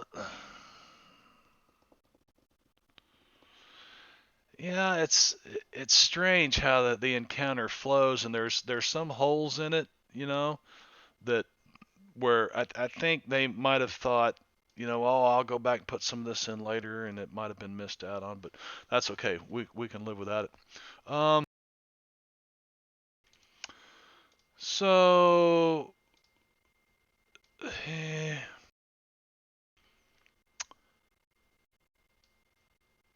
that day of the John Manchester's funeral or the next day, these are some of the things that you pick up as you're combing the town, right? So the John Manchester connection to the Kelly brothers was the checks were paid to the Jarrett gang for protection money while research was being done on the MC9 processor Oh, project. the new doodad. I had a feeling that's probably what it was. But wait a minute, it was security? Like, Yeah. it was protection money. Yeah, it was protection money. Yeah, I mean, I guess that kind of makes sense, especially since they were close to a breakthrough and they probably knew it's like, let's not tempt fate and just pay them Yeah, off. once the research ended, he stopped payments. The canceled checks in the safe indicate the past payments. And there's an underworld informer reveals that the Jarrett gang threatened to kill John Manchester unless payments were resumed. I mean, that's certainly motive. So this is stuff you But I feel probably, since you've captured Tommy Jarrett and he's in jail and being interrogated and questioned and stuff, this is probably stuff that's filtered out to you through Detective whatever Bob. Bob Davidson. Bob Davis, I keep Also, wanting I to say feel like Donaldson. our man downtown. I feel like Bobby organized D. crime would if they were killing him, they would have done things a little bit differently. Yeah, they probably wouldn't Doesn't have seem to fit their resorted to MO. cyanide. Like if you got Oh. run over, like his brother now. Who was going? I think it was Donnie. Wicked, you back with us yet? Didn't we hear something about the hit and run though on Ralph Manchester 2? The female driver. I'm trying to clean up some of that run, and I might find some of that as well in here. So remind me of that here in a minute. But Plus the license plate of the guys that tried to kill us, but then they flipped over and got turned into fine meat paste. Match the Fine one meat that paste. Now, ran over the brother too. yeah, that was No, I think the that's their limo new was line, Soylent Green. the Stout limo paste. was licensed to Kelly Brothers Construction. But I believe it was Donnie that said he was going to the stock exchange. Really? Did He said something about it. Yeah, Drake says that's not his black dress, it's his jacket laying there. I can't tell, man. I'm old and blind, right? Well, apparently you're more blind than Drake is at the moment. I was gonna say yeah. if he is too, and maybe it is a dress, and he thinks it's his jacket.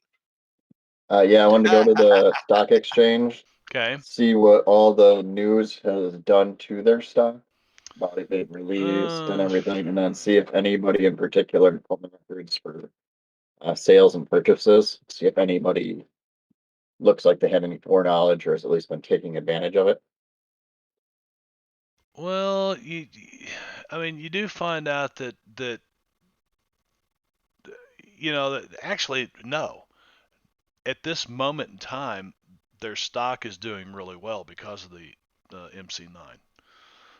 So maybe news hasn't broken worldwide about it or whatever, but checking the records, you find out that Donald Matthews, the partner of John Manchester, recently lost $500,000 in stock speculation in the last few months. And I think you might have heard that before somewhere, maybe Sounds familiar. something like that. Uh, What was he speculating about? I, I don't know. It Didn't doesn't say.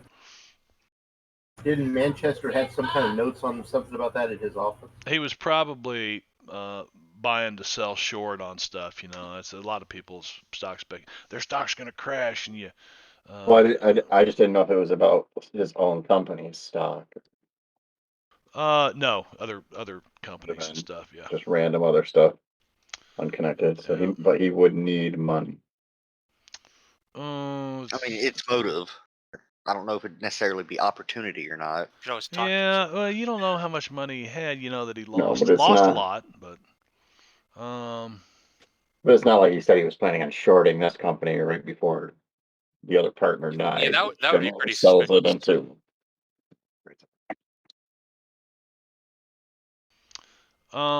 And there It'd be was like a. bought a whole lot right before the release of the news. See, this says there was a note in John's safe for an immediate meeting between John and his partner. Yeah. Yeah, we went And to we that questioned him meeting. about it, and he kind of He didn't really want to talk to you. Okay. dodged. Yeah, he dodged us Yep. and left. But also, that wasn't necessarily suspicious because the other guy had just been murdered like the day before. True that. Yeah. But that doesn't mean we shouldn't talk to him again. We probably should go talk to him, unless we can get the information that we were supposed to If we get can from him find here. Well, I imagine there's probably multiple routes that you can take to get to the same information in this particular scenario. I think we just took like 3 of them at the same time.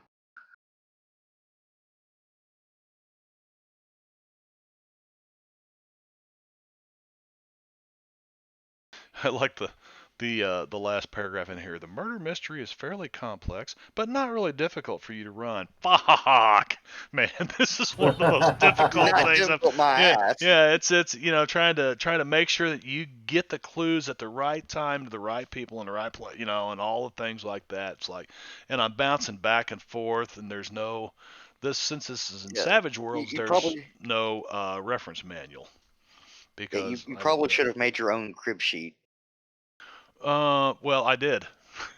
And it's Apparently, kind you of didn't do a helping. good job. It's kind of helping. There's a lot of things players could do just based on the Yeah. detail in the city, so Well, that that's kind of why I think they complicates give it. you multiple avenues to get different information to get to the same conclusion, whatever that conclusion is. And what the hell? See, here's another.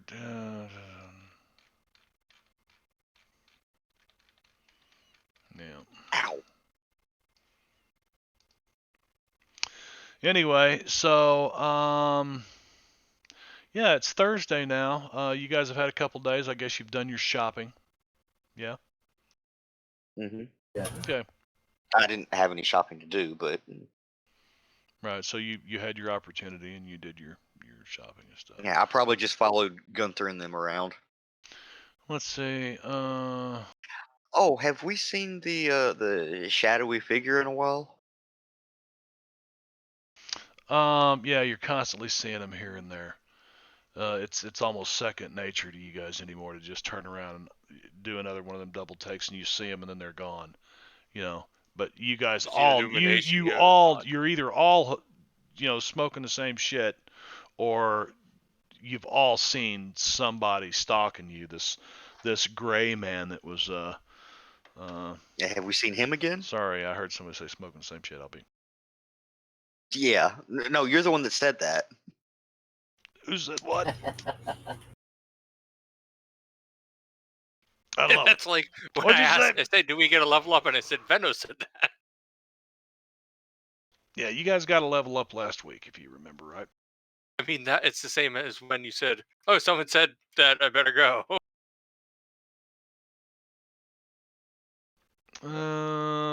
You've had one of you guys. Let's see. We should see if we can find out Everybody about give me Dillian. notice rolls. Everybody give me notice rolls. We'll see. Or And in case streetwise, everybody, streetwise or notice rolls. and just so everybody can see this, because I don't know if you all pay attention to the chat, but Nell Tarot is an anagram for Allerton. And you said a notice roll. Where the hell did you get that at? Huff said it. Yeah, in chat. A little longer. Yeah.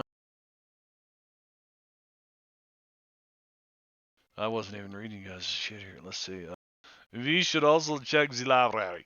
Neltro, anagram, Allerton. Coincidence?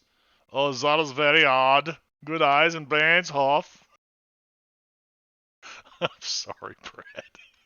You're too easy to make fun of right now. Bad guys do love anagrams, Donnie Boone says. he's put that in his book too. He's making a note. Oh, that's good. Bad guys love anagrams. Good I've read observation. some of them Sherlock Holmes adaptations there.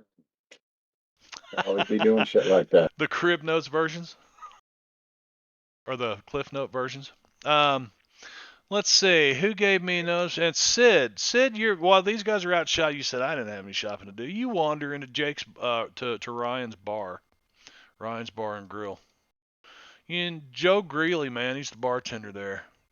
Pretty chatty guy for a bartender. Most bartenders kind of quiet. They listen to you, but this guy's doing a lot of talking. Yeah, I pretty much know what goes on around this town, man. Nothing gets by me. Oh, what do you know about witches? Witches, hey, we had our share of witches here, man. You ought to see the Well, what about museum. They got a now? real cool. I go by there at least once a month and look at it, walk through. Smells a little bit like Oh, urine in those dark halls, but yeah, we saw the same one, and it's a really good exhibit. But yeah. uh, as well, doing some a little bit of research on the witches from this area in New Bristol and whatnot, and I noticed that the Allerton line and the what was the other one? Fuck, Uh, Templeton. Mortimer. Mortimer. Mortimer, Yeah. Mortimer. Well, their lines either end or they left the area. I Well, was yeah. I wondering mean, if how possibly. do you overcome something like that? Oh, wow, yeah. Well, I Oh. mean, since you seem to know things, I thought maybe if you knew of maybe an Allerton that may have assumed a different name but still stayed in the same area. No, not that I know of. I mean, of course, it's the museum's got it all in down there. It's all right down Oh, there. it was quite informative, but Yeah. it didn't have the answers I sought. I don't know. That Manchester family pretty messed up. They just down through the years, they just messed up people, I guess. He says, "Well, hell, Miss Manchester, I heard she lost a bunch of money to Tommy Jarrett at the Apollo. Lost it all on roulette." Mr. Manchester or Mrs. No, Manchester? Mrs. Manchester did. Mr. Manchester was never around. Hell, that's why she was in there gambling. She was like the house cougar. You know what I mean? Was Cougar I don't think Cougar was a. Wow. I don't think I'm not. it'd been Oh, not coined. Cougar sure. man eater. I don't know. It may have been around the beginning time when cougars were becoming a thing. Yeah, well, hanging around at the Apollo Club and always, Mr. Manchester wasn't ever around, so, um, yeah, that. Let's see what else does he Oh, talk about. Starts talking about, yo, you see the TV, cat burglar strikes again, blah blah blah blah blah, and it's a story on, it's a late story. The television stations picked up out of the newspaper so that they can, take it to their market. Uh, who was it? It was one of the mansions in town. A couple of mansions had got hit by a cat burglar, and this Joe Greeley, the bartender, he's like, the cat burglar has no local criminal. I bet it's got someone with society connections. Now, old Tommy Jarrett, he fencing loot for the cat burglar. oh, so you probably know who the cat burglar is, don't you? Nah, I don't. I'd say Tommy Tommy Jarrett did does. or does. Well, he's currently in police custody, from my understanding. What? Oh yeah, that big shootout, man, that was a mess.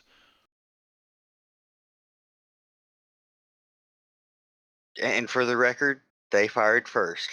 Well, that's not what I heard. I heard the cops went in there and murdered a bunch of them. Shot one guy's face plumb off, and they're keeping him alive with some kind of secret concoction. Ah, you believe rumors too easily. this this guy's the type that would be sitting down with Donnie for hours on end, talking together. Let's see what else Maybe is it's it. secretly Peggy. That explains why she's not here currently. Yeah, but it was Has there been rumored that, an accomplice recently? here's all these jewels missing, but then here's Tommy Jarrett. He come in here one night wanting to sell spam risk. Here we go again. Let's see who it is, shall we? He wanted to sell Shall spam we risk. see who it is? Yes. Hi. Hi. Hello, good evening, sir. Am I speaking to Mr. Malloy? Mr. Malloy? Sure. Hello, sir. Good evening. This is Charlie. I was calling to see if you'd be interested in selling your property for a cash offer. Well, I'm always interested in cash officer. Cash officer? Did you say Charlie? Yeah, you can tell me, like, do you have a price in mind, or do you wish to get an offer? Well, I got a price in mind I'd sell my property for, but I'm always going to listen to an offer before I offer a price. You know what I mean? Sure. Can I just take one real quick minute, Rita? I promise you that's all I need. Yeah, sure. Take a quick minute. Okay, so the address we're talking about is it the one at 5014 172nd Street, Northwest Stanwood, Washington, right? Northwest. No, you're a block over. I'm a block over. You're a block off. What'd you say again? I'm sorry, you broke up on that. I said 5014 172nd Street. 170. Yes. Okay, and that property in the meantime, it's not listed for sale, right? I haven't listed it, but like I said, everything's got a price.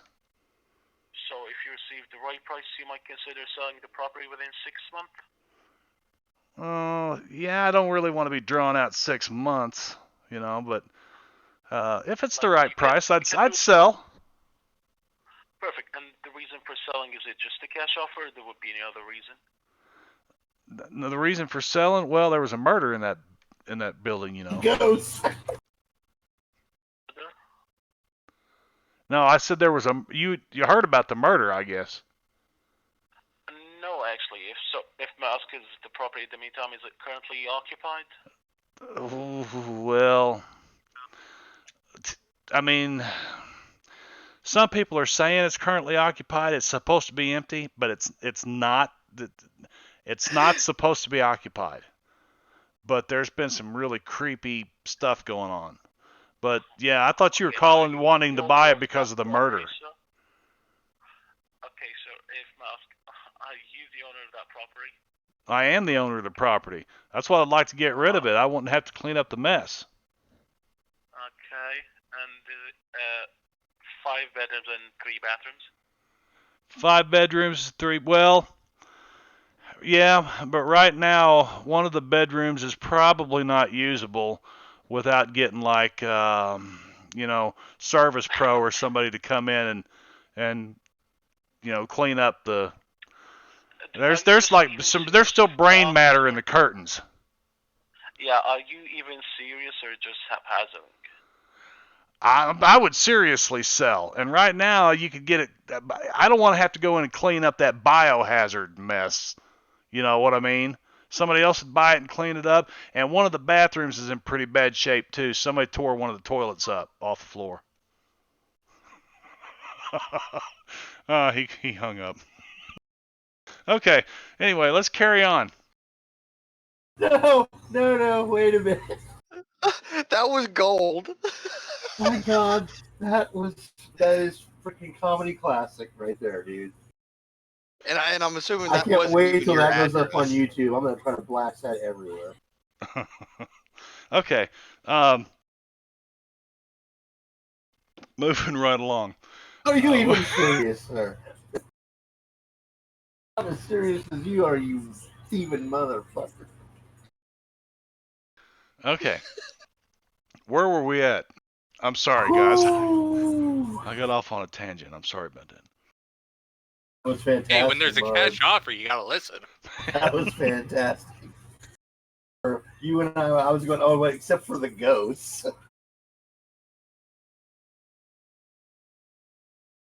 Oh, that's great. Ryan's bar. Okay. Not Hold even. on. We lost somebody. Wicked. We lost Wicked. Wicked. He got pissed off. He's like, I'm not this. We ain't playing games. He's like, that's my real estate agent. There he is. So yeah, he was telling you that Tommy Jarrett been was coming in there and trying to sell a bunch of jewelry recently, and so I know he's connected, and then one night Mr. Manchester was in here with that whatever it is floozy he been seeing from the Oh. From the mousetrap? Tommy Jarrett said you meet that next payment, you're a dead man. I know what happened. Tommy Jarrett killed that man. Well, wouldn't they have just filled him full of lead? Well, that seems more I like don't know. mob style. it's like it's like you're hurting his brain. You're making him hurt by thinking about this. He heard Tommy Jarrett say that, and then a day or two later, the guy shows up dead. He knows when 2 and 2 equals 8.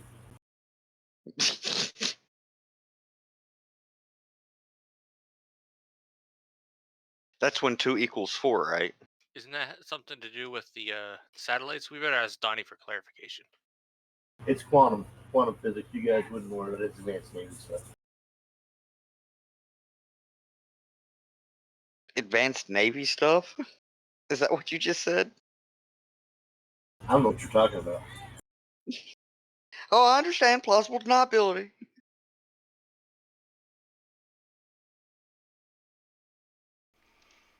Yep, plausible deniability. But anyway, he tells you that. So there's some more information that you learn. Did I close that? I shouldn't have closed that. I could have just shared the whole damn thing with you.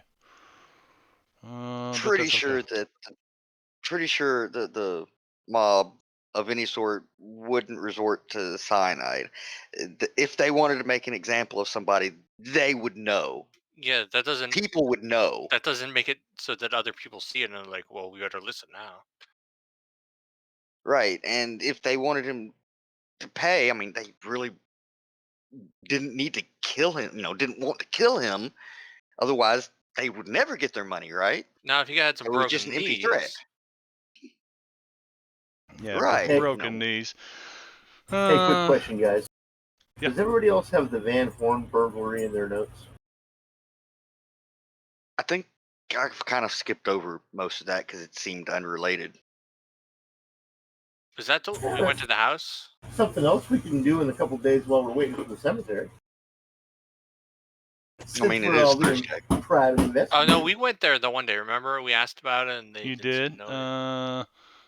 And I told think you, we looked into it I briefly. think I couldn't find it at the time, but let's take a look here. Is that what it was? Van Horn.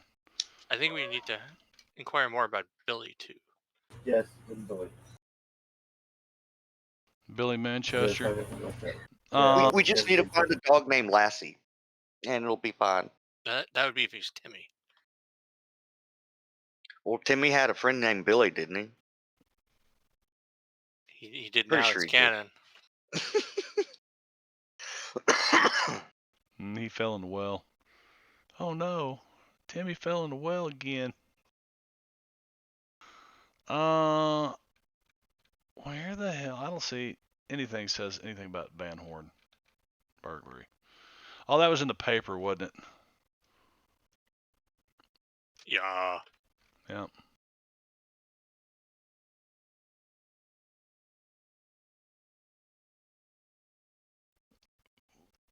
What the hell's wrong? Are you talking to us, Ron? No, he's not talking to us. I think he's trying to raise the roof. No. Okay, that's not that place. Yeah, they didn't include anything in here about the Van Horn. It's just a place that the cat burglar hit, the Van Horn deal. So it's one of the places the cat burglar. Yeah, it like I said, it seemed unrelated since there seemed to be very little details about it. Yeah, but they're thinking the cat burglar could have been tied in with. Well, just that I noticed there was a whole bunch of other on that map of the city. There was a whole bunch of other residences that were mentioned. I didn't know why. They might be tied. So if you so if you remember one thing, so the safe was open, but there was no jewels taken, right? None of their jewelry was taken. You guys tossed it around that perhaps scared away at the moment, I think. Van Horn's had a cat burglary. That was in the paper, I believe. Yeah. There's been a cat She burglar. Put the stuff in the say Nate. She went back in.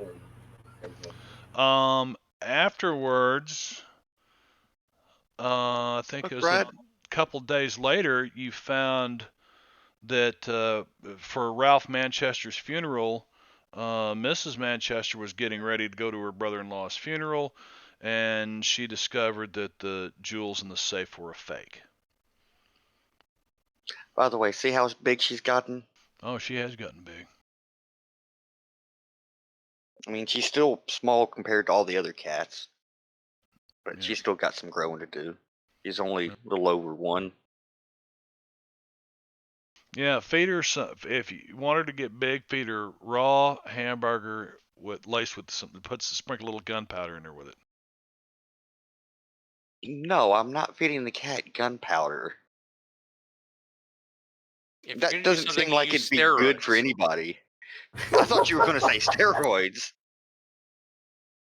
No, that was they used to make dogs mean by feeding them raw meat with gunpowder on it, and it would make dogs mean.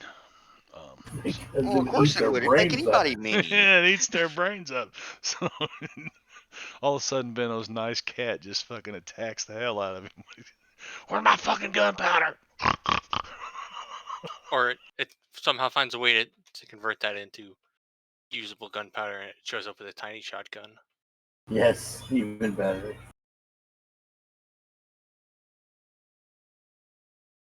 All right, lads. So anyway, cat burglar. There has been a cat burglar in town, and then Mrs. Manchester says that she reports a couple days later the jewels are a fake. That maybe there was a cat burglar, and maybe they replaced jewels with fake jewels that look just like them, or whatever. Wait, didn't you just say that somebody said Tommy Jarrett was trying to move him? Well, Tommy Jarrett's been moving jewelry, and the bartender there, what's his name? I imagine What was he's that? also Did anybody else hear that? yeah. I Did imagine Kyle yell out? no. I want to kick your ass. Because first it was over here, and then it was over here. Yeah. But as the biggest criminal guy in town, he might also be a fence of some sort.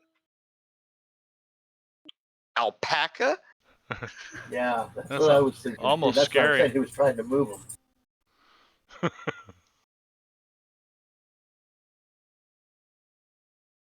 Wow. That's not the one where the camel gets really pissed off. You don't want to mess with a pissed off camel, I can tell you that right now. Because that's what they do. Oh boy. Oh boy. Hey, I put mine in a coherent sentence, so it's true. Crit fail makes that sound for some reason. Okay. Let's see. We got some time left. What would you guys like to do?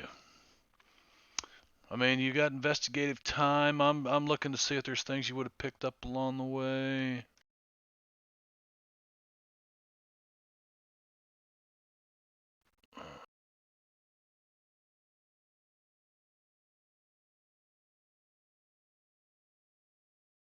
I need to ask you something real quick.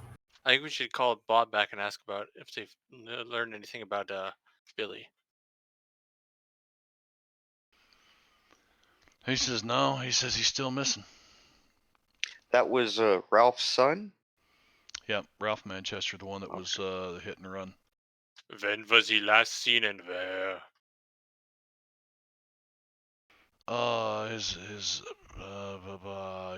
He says I've been pulled off the case. I don't know.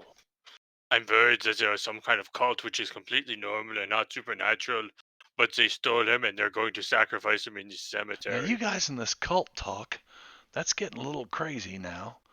And next thing You you say know, it'll that's be crazy. You should hear what they're witches. talking about. No, there's no cult, just witches, and we're looking into that too. Guys, I am under hot water here, and you're bringing me witches? No, there are no We'll get you hard witches. truth. Just a cult. Click. The Or phone hope- hangs up. He's not talking to you anymore. He's, bring me something other than witches. Click. You want pictures of Spooderman?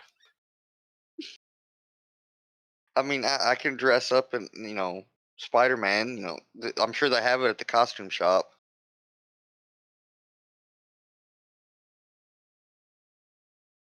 What are you doing? Spooderman, What's going on? Spooderman.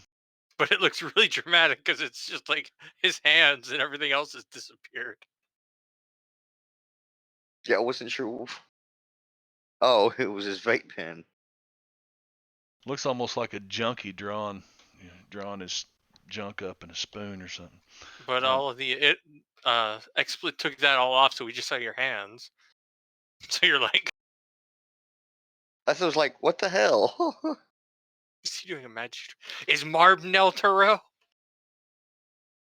Well, I mean, technically he's all NPCs, so yes.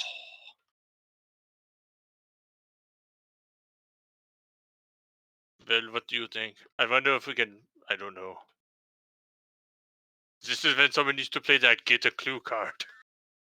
Get a clue card. I mean, I could always play uh-oh and see Ooh, if we and- can't get that if we don't have it readily available. Then I can play Desperate Times to draw your uh-oh. Oh no. That's what it's called in the upgrade form. Oh no. I thought that said hospital. Adams. Yeah. Adams, Perhaps I don't want to use it. Using it once is bad enough. We could draw a frying pan out of all of it. Yeah, we're not in a desperate situation though. Well, it depends what the oh no is. You also find out, you guys may have already discovered this. David Foster confirms, it's the John Manchester's attorney, confirms John Manchester had dictated a codicil to his will. Knowing John, however, Foster doubts that the man would have ever signed it. John had used this ploy before to convince a girlfriend that he was going to marry her soon. And the lawyer had warned John that such actions were both cruel and dangerous, but John never listened. And if one wanted to continue to live in New Bristol, one didn't cross John Manchester, so David Foster participated in the farce. The attorney. John signed a blank piece of paper, and David swore it was actually the codicil to the will. So that's why Linda Ann Thompson still thinks that she's John Manchester's heir. Yeah, And he's probably also, done that kind of shit lots of times. I mean, whoever did it now has a potential argument in the defense case. He's a jerk. He deserved it. Look at this. Well, Yeah. If this was a Lifetime TV movie. I think something's off here. I wonder if we could set some sort of trap with the potential suspects.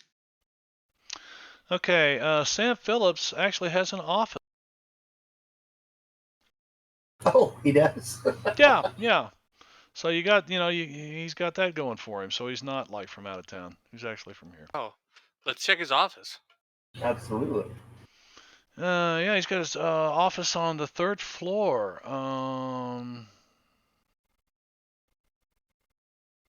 Did he actually die, or is he like in a coma? He was in a coma last I heard. He was in a coma, yeah. Yeah, he's the private investigator, huh? Yeah, Well, you can search maybe his. he'll wake up and- You can search his office. You guys got the skill set amongst you to get in, no problem. Bob Davidson even provides a search warrant if necessary, until you guys fucked all that up because Bob Davidson is like not on good terms with We're characters. gonna be able to get a search warrant so easy, yeah. You guys. Yeah, we need a search warrant. No, it's not for witches this time. We promise. Right. That's good, Vino. Fish, did you have to That's a keep your Benny badge? for Vino. I don't know if you'll need it tonight or not, but that's a yeah. Sid gets Benny. Yeah, you can go to the Blaine office building and look through Sam's office if you want. You guys can get in there.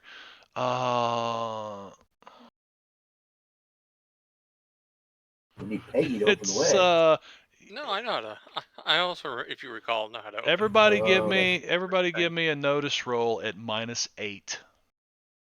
Minus Yeah, I'm 8. not gonna bother. -8. You never know. You never know. It was a 6 for a moment. I'm gonna Benny it just in case.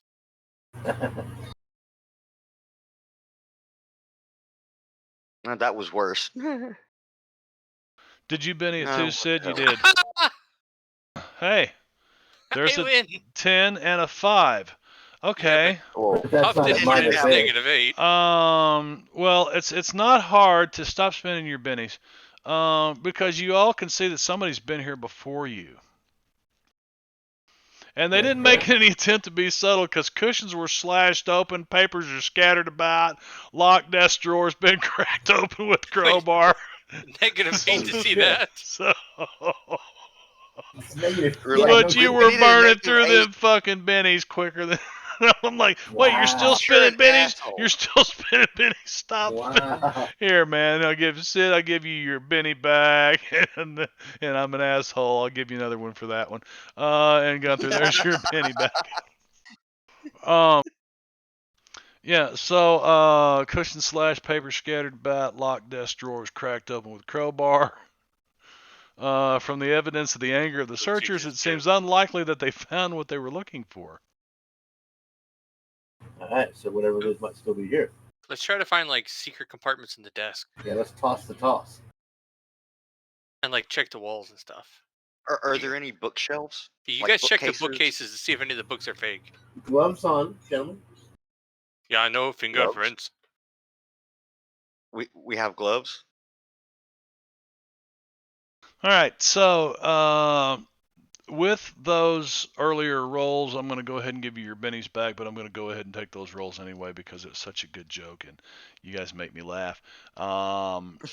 Huff, you're like, you grab a hold of this desk, like the top of the desk. You open the drawer and you look in the drawer, the one that's been cracked open. You kind of feel around in there and you tap underneath it and you're like, what the hell? And you pick the desk up and it's on like hinges. It's on like a hinge, and the top and everything slides off. There's not much on it, other than papers that's been thrown around.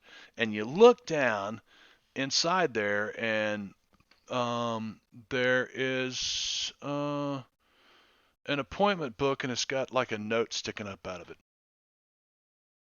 Well, Well, what's that's that note? peculiar. I'll reach down in there and pick up that appointment book and take it out. Okay.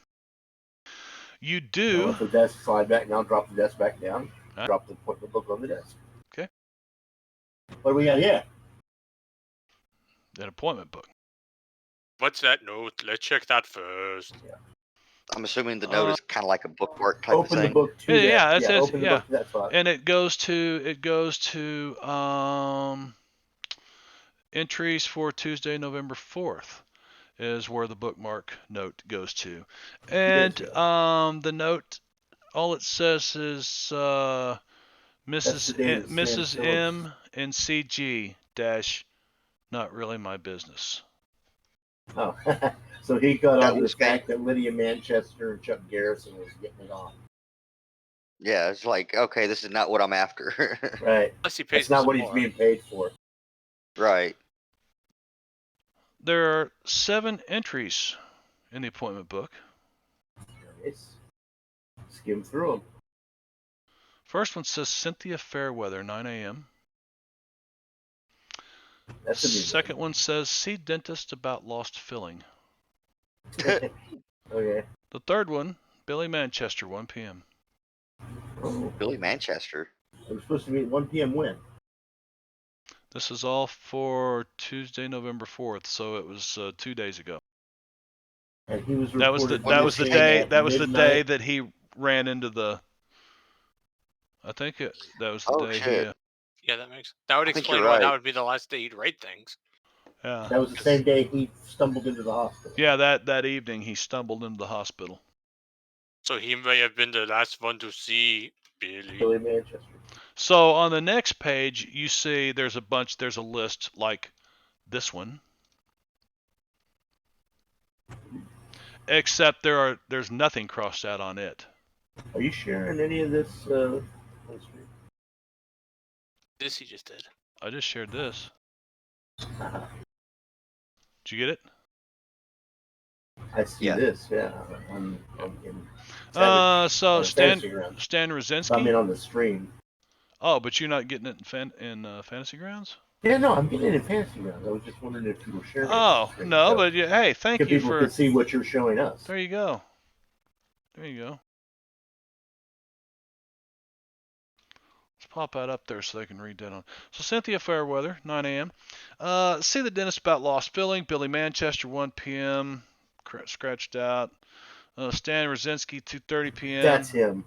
That's the guy that shot me in the back. You mean him? That's him. Stan Rosinski, that's the guy that shot me in the back. That's the And one that got you were away. also chasing. Yeah, I'm noticing that it mentions a P.O. box. We should go, Break into it? I was going to say check it, but yeah. If it's specific enough that he has to put it on his schedule, it might mean there's something important on the way. Because he didn't. Was it? I thought he stumbled into the hospital around 2:00 in the afternoon. Yeah, so it was just after he met with Billy Manchester. So he Or- apparently or- came back here. Or maybe Stan Billy got there Manchester early. Maybe Billy Manchester was canceled. That's possible too. Because I'm Or he's thinking after he met with Stan Rosinski, one Goomba was dead, and he stumbled into the hospital. Ow, ow, ow. Exactly, that's what he Yeah, said. she's such a cute little kitty. Frank Nelson. Who we got? We got any info on Frank Nelson? That name ring a bell over there? No. I don't think so. The other two names I don't recognize. I don't recognize Cynthia Fairweather or Frank Nelson. Yeah, those are the two I meant. Sorry. Yeah. He's gonna have steak and French toast for dinner. I see. Yeah, steak and French toast. Steak and French toast. Yeah. How do you know he's not doing toast, scrambled eggs, and steak? Or he's gonna. I The don't. milk. Co- The we milk need we gets need everything Cobbler away. here to see what he can cook up with those ingredients. Now the milk. The Well, milk gets just it all those away. ingredients? Mm-hmm. He would probably say French toast and steak. Well, why don't you send him a message, Brad? I don't See know. what he says. You could like thinly slice the steak, and then make like batter the bread like French toast. Yes, but without any cinnamon or anything like that. And kind of make like a cheesesteak type sandwich. Well, you wouldn't have any cheese. So. But I was thinking more like a breakfast and steak type of deal. Yeah. Scrambled eggs and T-bone, yeah. Or fried, or however you want them. All right, let's Okay. see. So from this, it looks like Billy Manchester didn't keep his 1 p.m. appointment, so Right. he's been Are scratched there off the list. And he are was. there any keys in the office? Yeah, we need to see if there's a key from 914, don't we?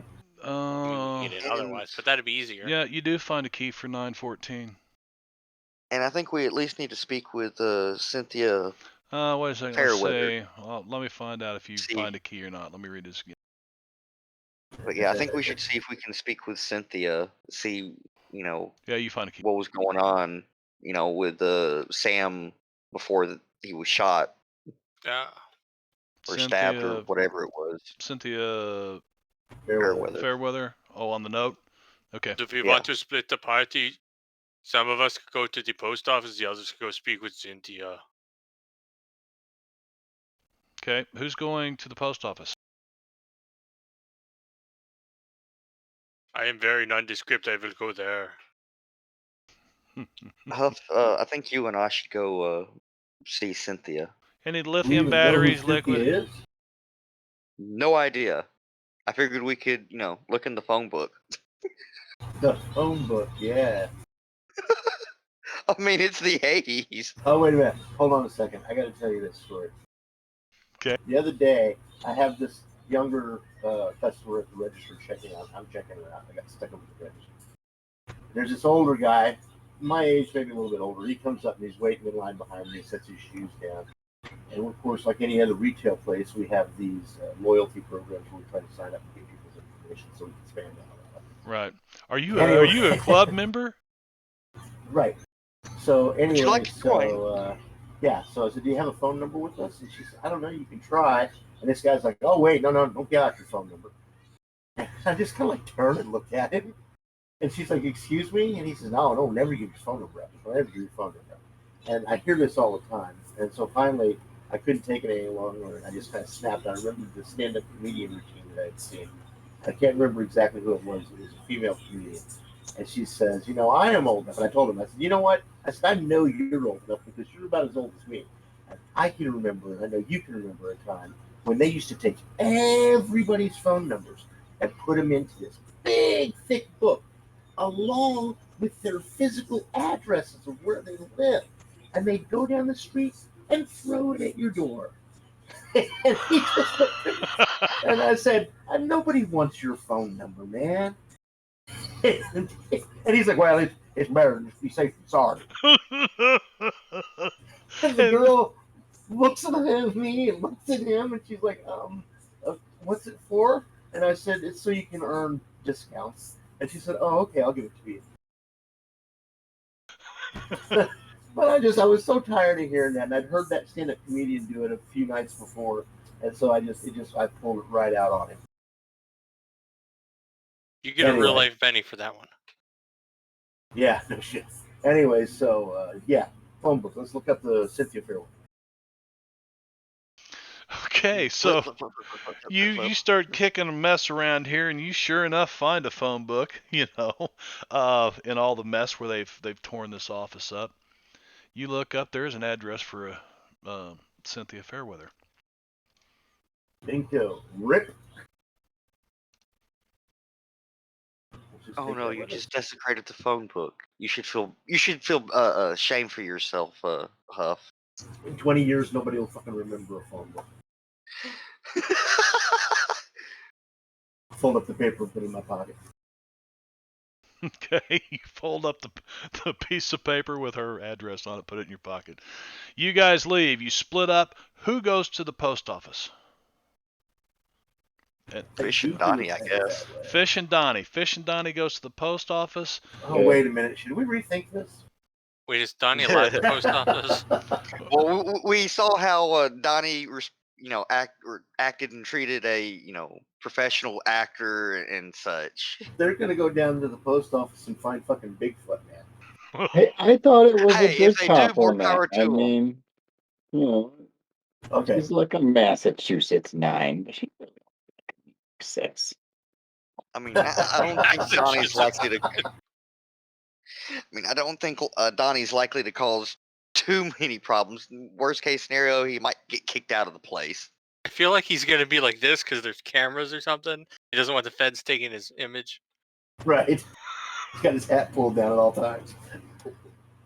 I'm inconspicuous. Are you guys you're posting shit over here again or what? Oh no, Brad's actually acting it out on, and I missed it.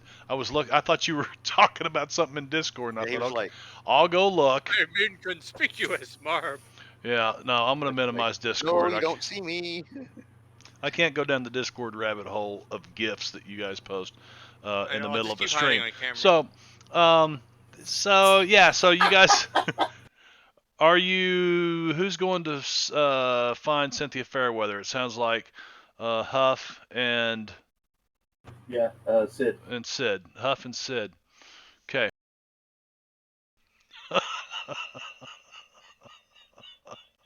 I'm incognito. It's a bad ghost costume or something. What the hell is that? Okay, let's go to the post office first. What do you say? Yeah. That's a very nice bed, honey. Did you do the painting yourself?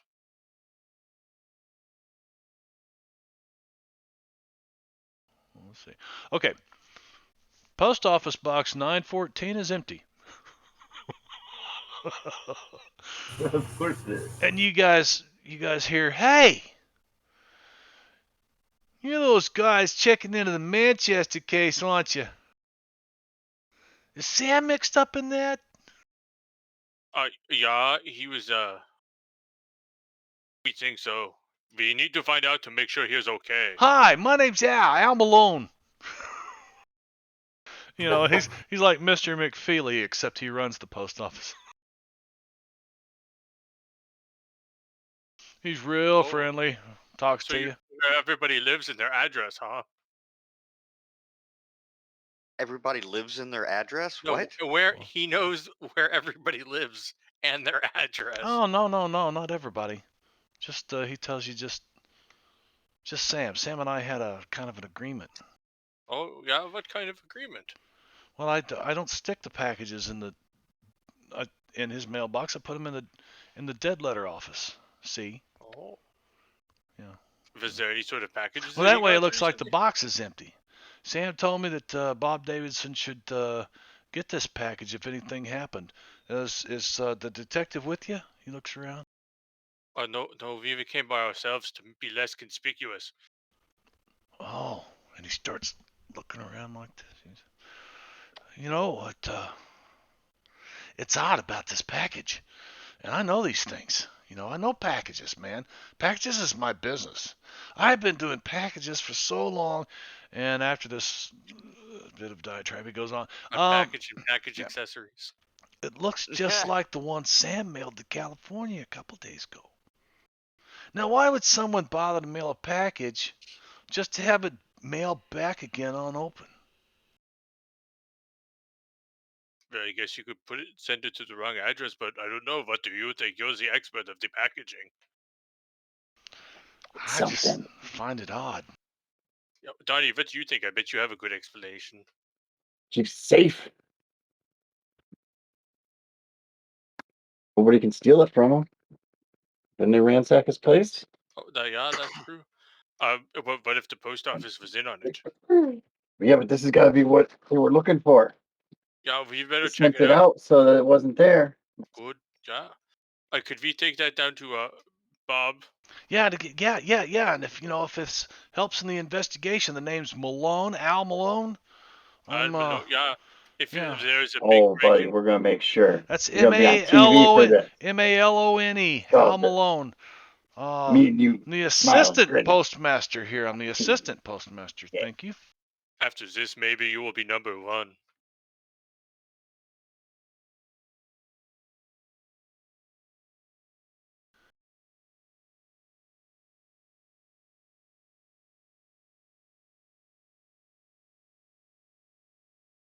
Yeah, okay, so you guys get this package and you head out. Let's swing over to Cynthia Fairweathers. You find your way over into the residential section of town someplace. Okay, right.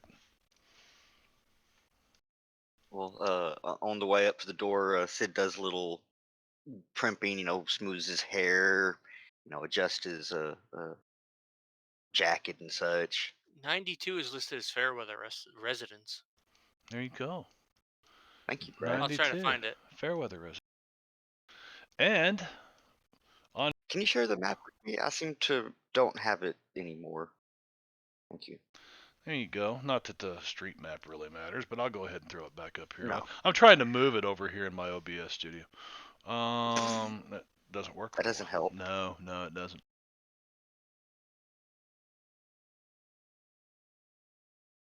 Did I say 92?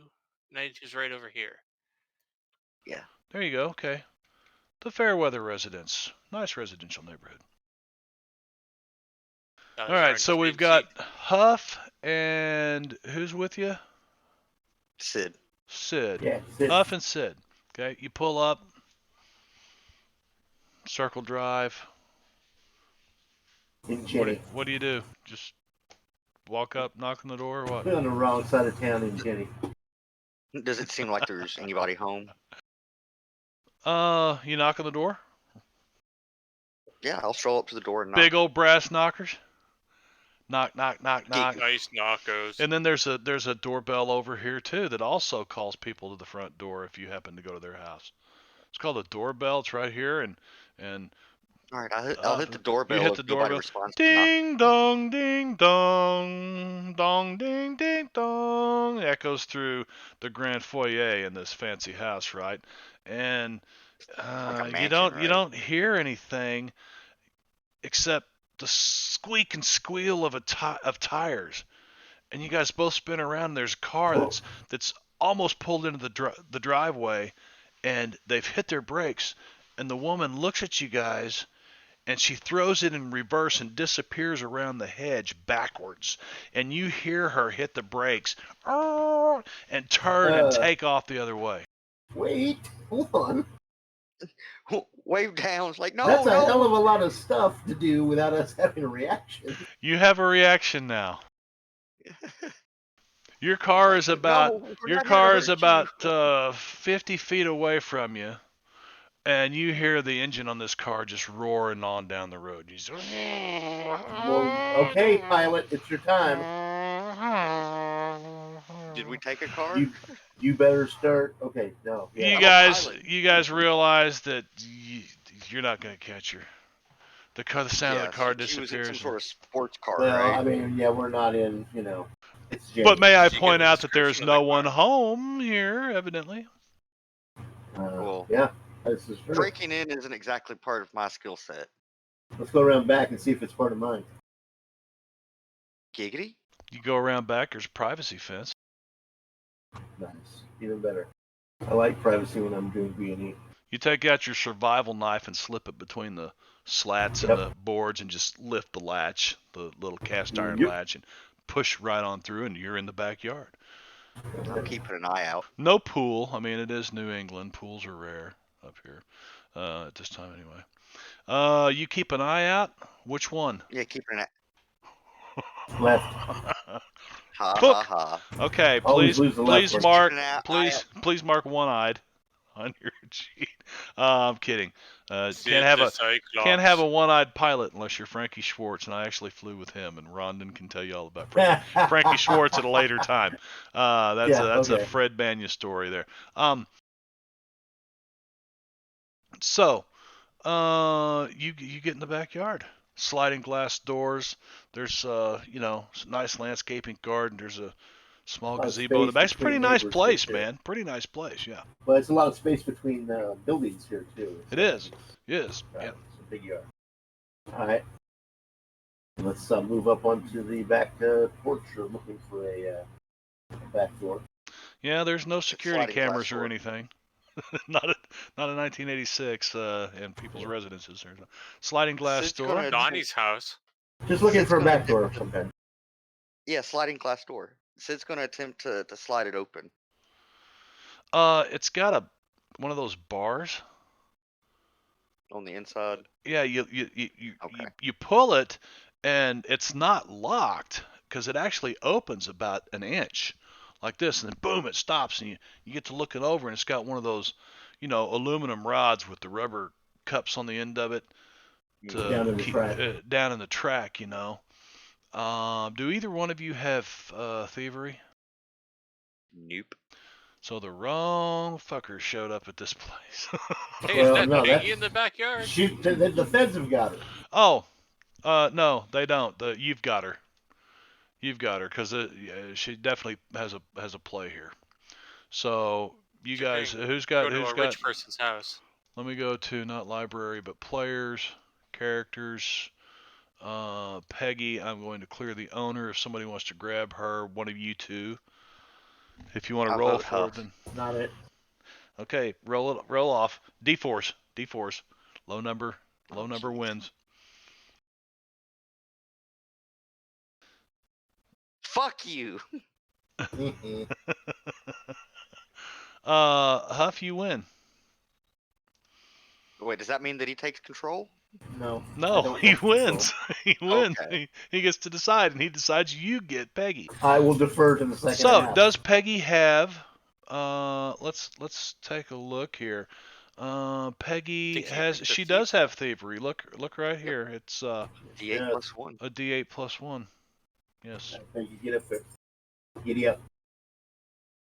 I was just seeing what the thief edge did. Ah, very good. Actually, bonus to thievery yeah, and- that's a good idea. You can parkour a lot better. So Peggy's been quiet all this time. You don't really know. She hasn't had much to. She's She's kind of. probably She's probably cut a deal with the feds and she's wired. No, man. Hey, where'd the lawn gnome go? Looks like she's been eating Quaaludes or something. In the 80s, there might have been some Quaaludes left around. So, yeah. Give me a thievery roll for Peggy.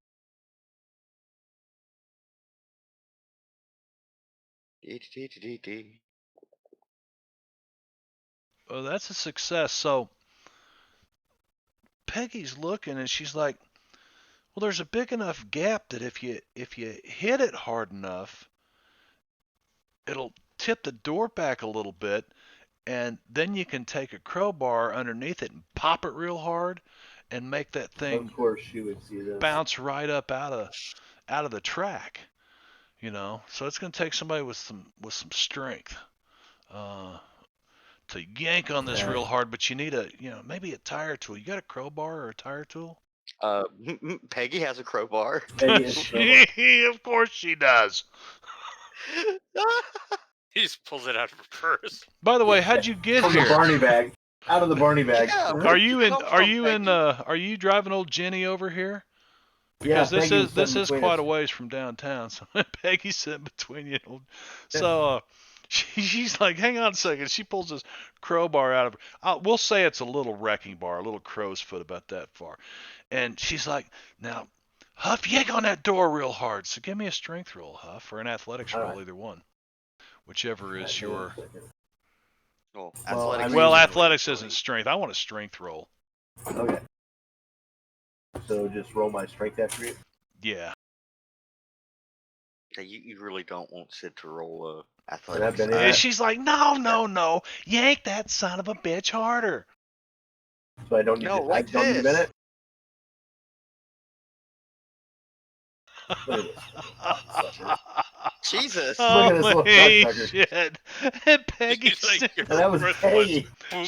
so you see her, she takes So the this thief does it. she takes this little claw's foot and sticks it down under the door, right? And then she puts her right foot on it, and then she grabs it and yanks it, and at the same time she pops her right foot down, and it springs that thing up out of there, and the door just slides just like that.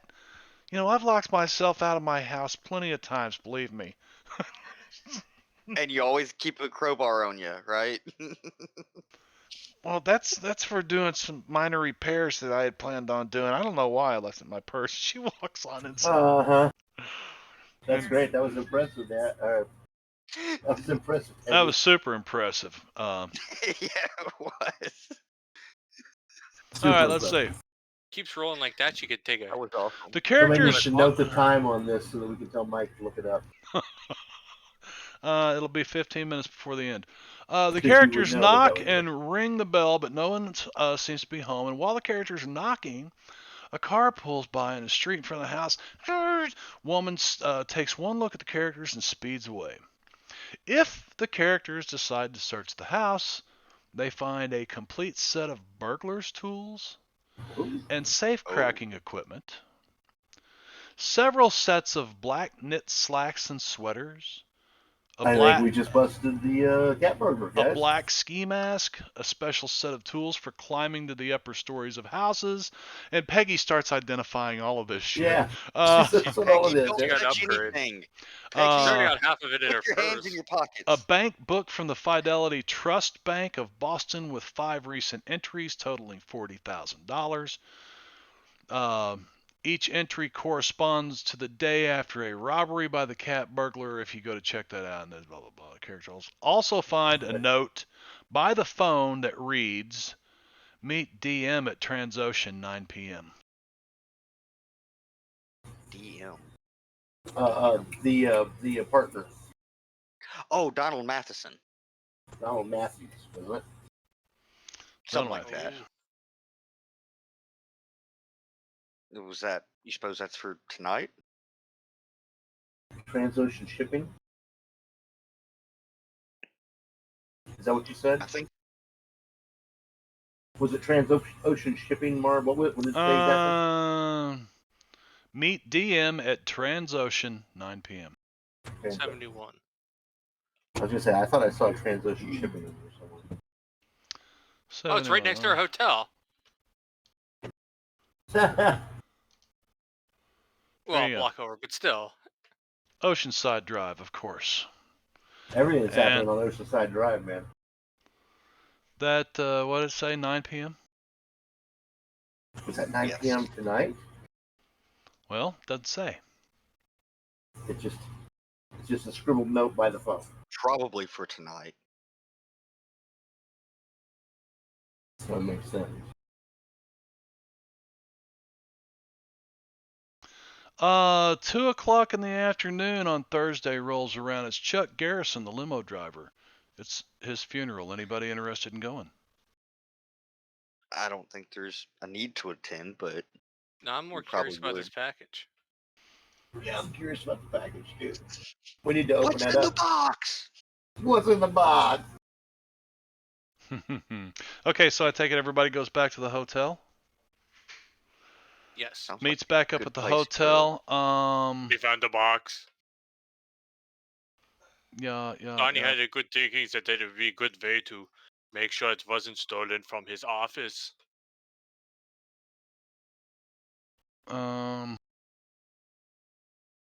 So it's evening. You guys get back. You order dinner. You have dinner down in the restaurant or whatever it is that you do, and you're sitting around upstairs, and you've got a box. Can we carefully open it? You want to carefully open the box? Like it accidentally opened in transit. I mean, that happens sometimes.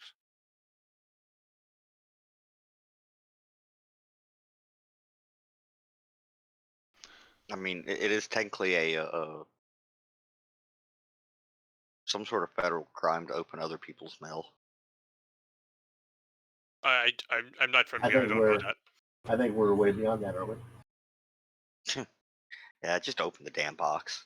I'm gonna do it carefully so it looks suspicious. This is a box that was supposed to be for the guy that's in a coma, right? Yeah. It's the one that he sent out a couple of days ago that The, had the private investigator, Sam Phillips, right? Like Sam Spade, Philip Marlowe. Sam Phillips. There you go. There you go. Good on that. We'll just have to give you another Benny. I don't know if you get time to use it, Nice. but let's see. I figured that. I figured that Fish. So Fish messes around with this package, and you see him sniff it. He turns it over real easy. Turns it over. It's awful light. You don't think it's, and then you see him. He just opens it right up, and the package contains hard evidence to convict the members of the Jarrett gang for numerous crimes, and also indict Ooh. half the city council of New Bristol. Nice. Oh my! Oh, Well, man, we need he's to get way better at his job than Bob. we need to get this over to Bob ASAP. Yep. Along with the information about Cynthia. So you pick up the phone and you ring Bob's number. Well, yeah, we probably don't want to show up, but he needs to meet us to pick up. Well, I He's not at work. don't think you're going to get a really warm reception right now at the police department. Right. That's why we I need asked to him set up a come to drop us. meeting with him.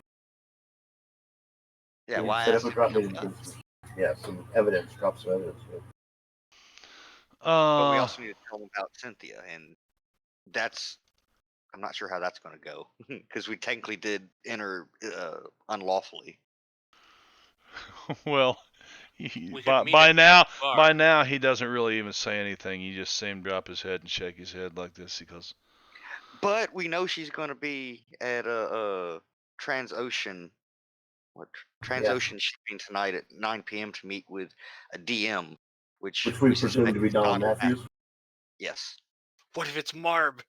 "Look, you can Dude, look into Marbanya. that. I've got to deal with this right now." Okay, that's what he tells But you. this is He said, but "But this is it's got to be this way. I received this package from an anonymous tipper, and nothing needs to be said about where it came from. Are we okay with that? Where did what come from? crystal clear. This package. What package? I don't know about a package. Thank you." We have a And package. and he leaves. He says, "You get more on But what about Cynthia the Fairweather, character? let me know." There's the checkbook. We have the checkbook. He said, "I can send a squad car over there." He said, "My guess is she won't be coming back." Yeah, but she's That's supposed to be it, meeting right. somebody at Transocean. Yes, there's a chance that we could enter tonight at 9. And where did Yeah, you that might be obtain this information? a note that we could see from the window. You were looking in somebody's window? Do you I'm see gonna where give I'm him a going with nice this? explanation. Thank you. Thank It was a you. wellness Have a check. good evening. I was just seeing if anybody was home. The And note he was out in the open. and he walks out. He's got this box. Are we still you know. deputies? No. No, they took our badges back. But that's probably really good for the prosecution. And Donnie goes, "We don't need no stinking badges." Unless Donnie kept his, he may have. He's such a He party. had his pooper. own. He may have handed them back like one He of made those his ones you own. get from a bubblegum machine. Bob really needs to learn how to relax a bit. Yeah, but we need to. Let's investigate. We can go go in groups. They only saw you two, so if me and Donnie go separately and sit on the other side, she would not recognize us. I think that's good, and I can maybe hole up somewhere with a camera, take pictures of what's going down. All right. Before Bob leaves,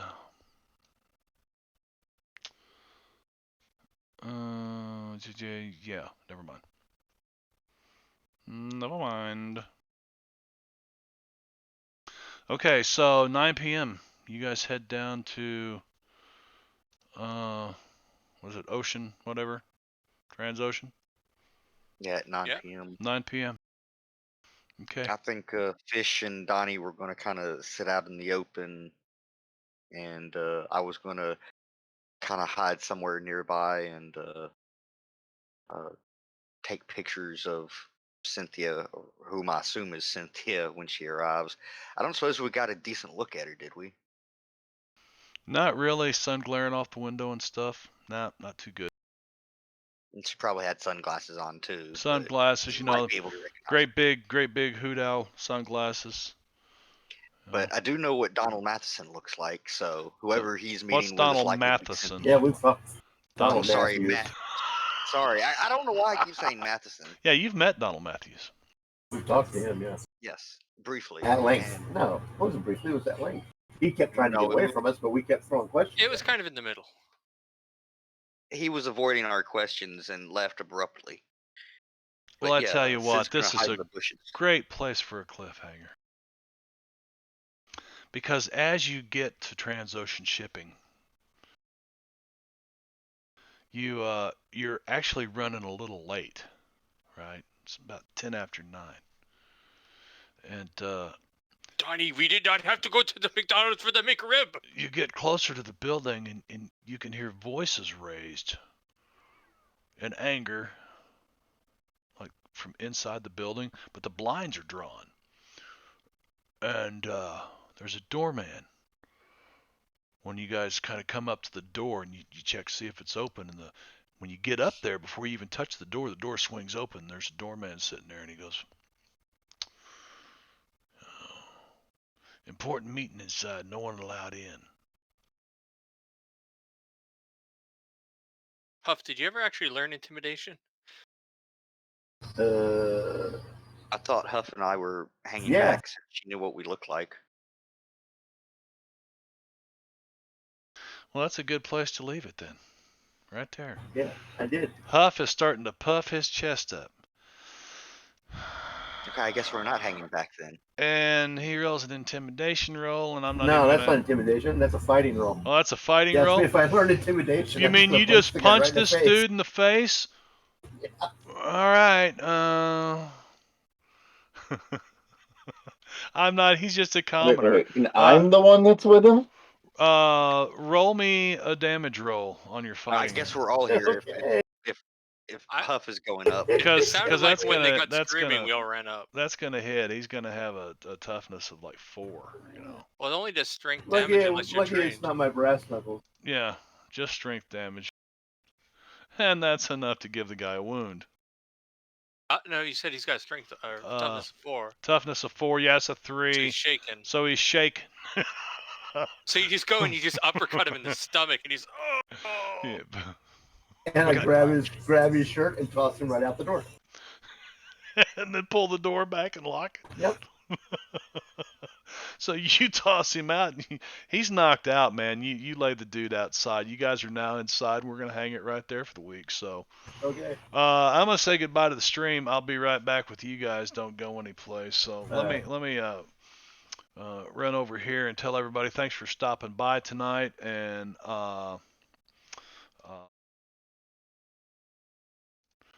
always good to have people come by like Drake and scare the shit out of me. And I see Gore Vidal out there. He's been hanging out. And Genthro, thank you all for coming by. Thanks for the subs. We will be back. Let's see. What is... No. We are actually going to take a week off. We will be off for a week because my grandson is playing in the Missouri soccer 3A divisional championship, and hopefully on his way to state. So I don't know, but yeah, appreciate it. These guys are over here. They're telling me congrats. But anyway, let's see. There should be a Svenster out there. Where's my... There's my Twitch. Let's raid Sven. He should be... Is he on? Yes, he is. Here we go. I'm going to start a raid. And we're going in 6, 5, 4. Catch me on YouTube. Tell me that the Earth is flat. Tell me that the Earth is round. I'll take the devil's advocate stance, and we'll argue about it for a while. Tell them bye, everybody, and we'll see you in 2 weeks.